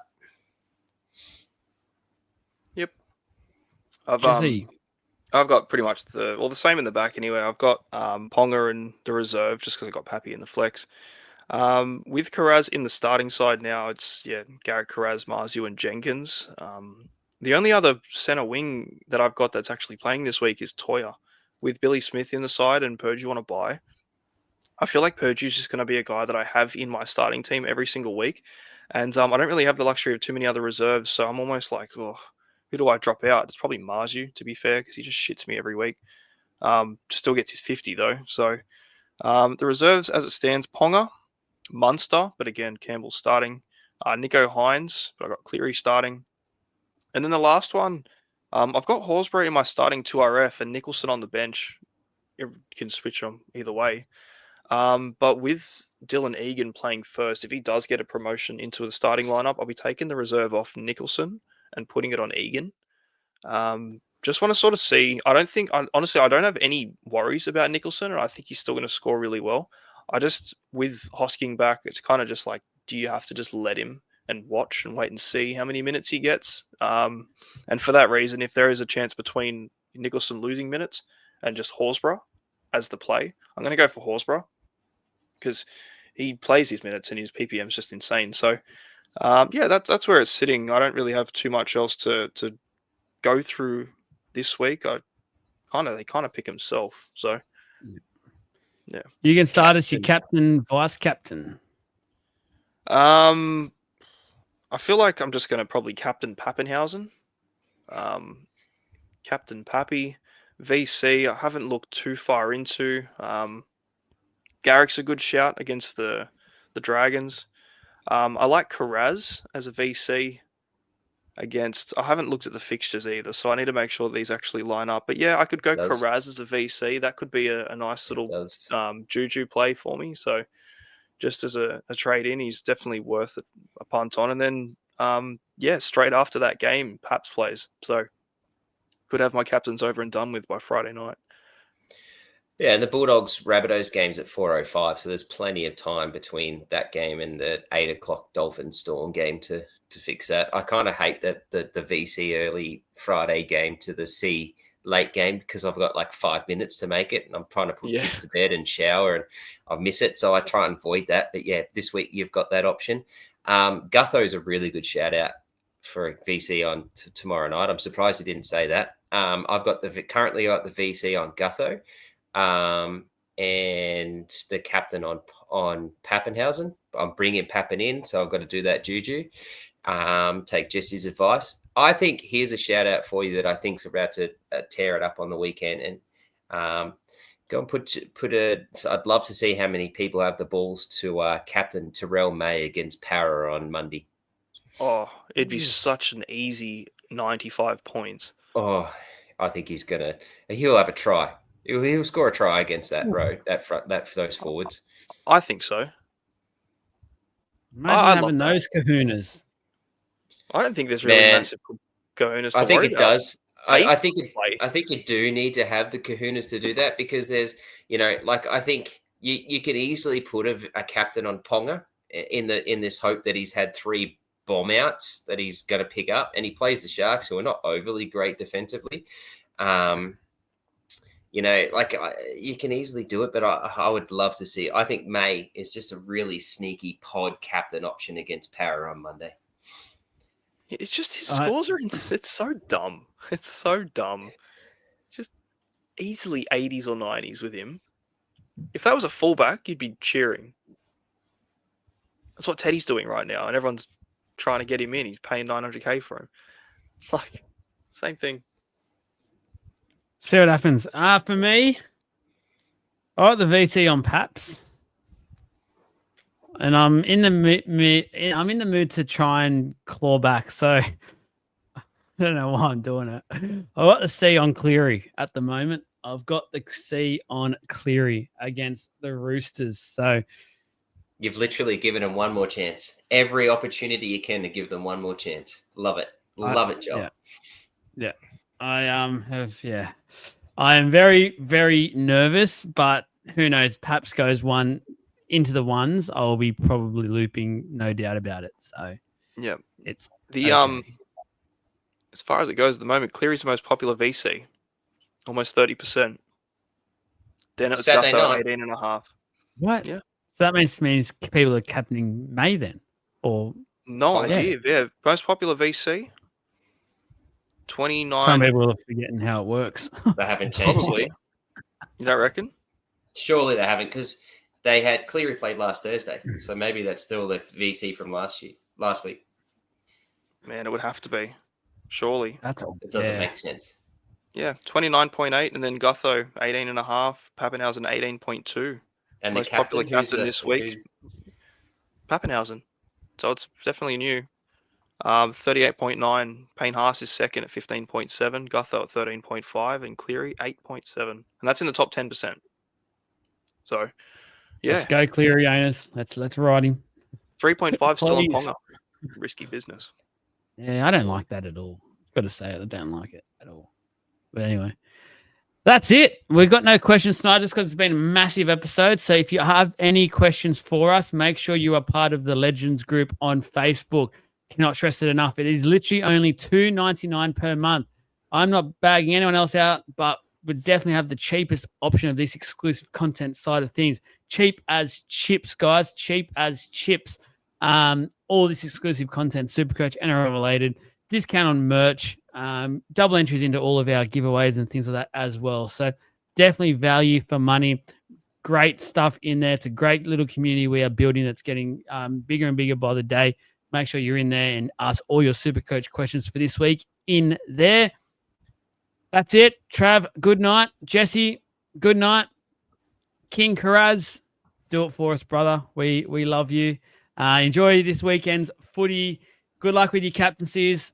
Again, I'll probably go another, week 6 of stuffed up captaincy choices, but here we are. Good night.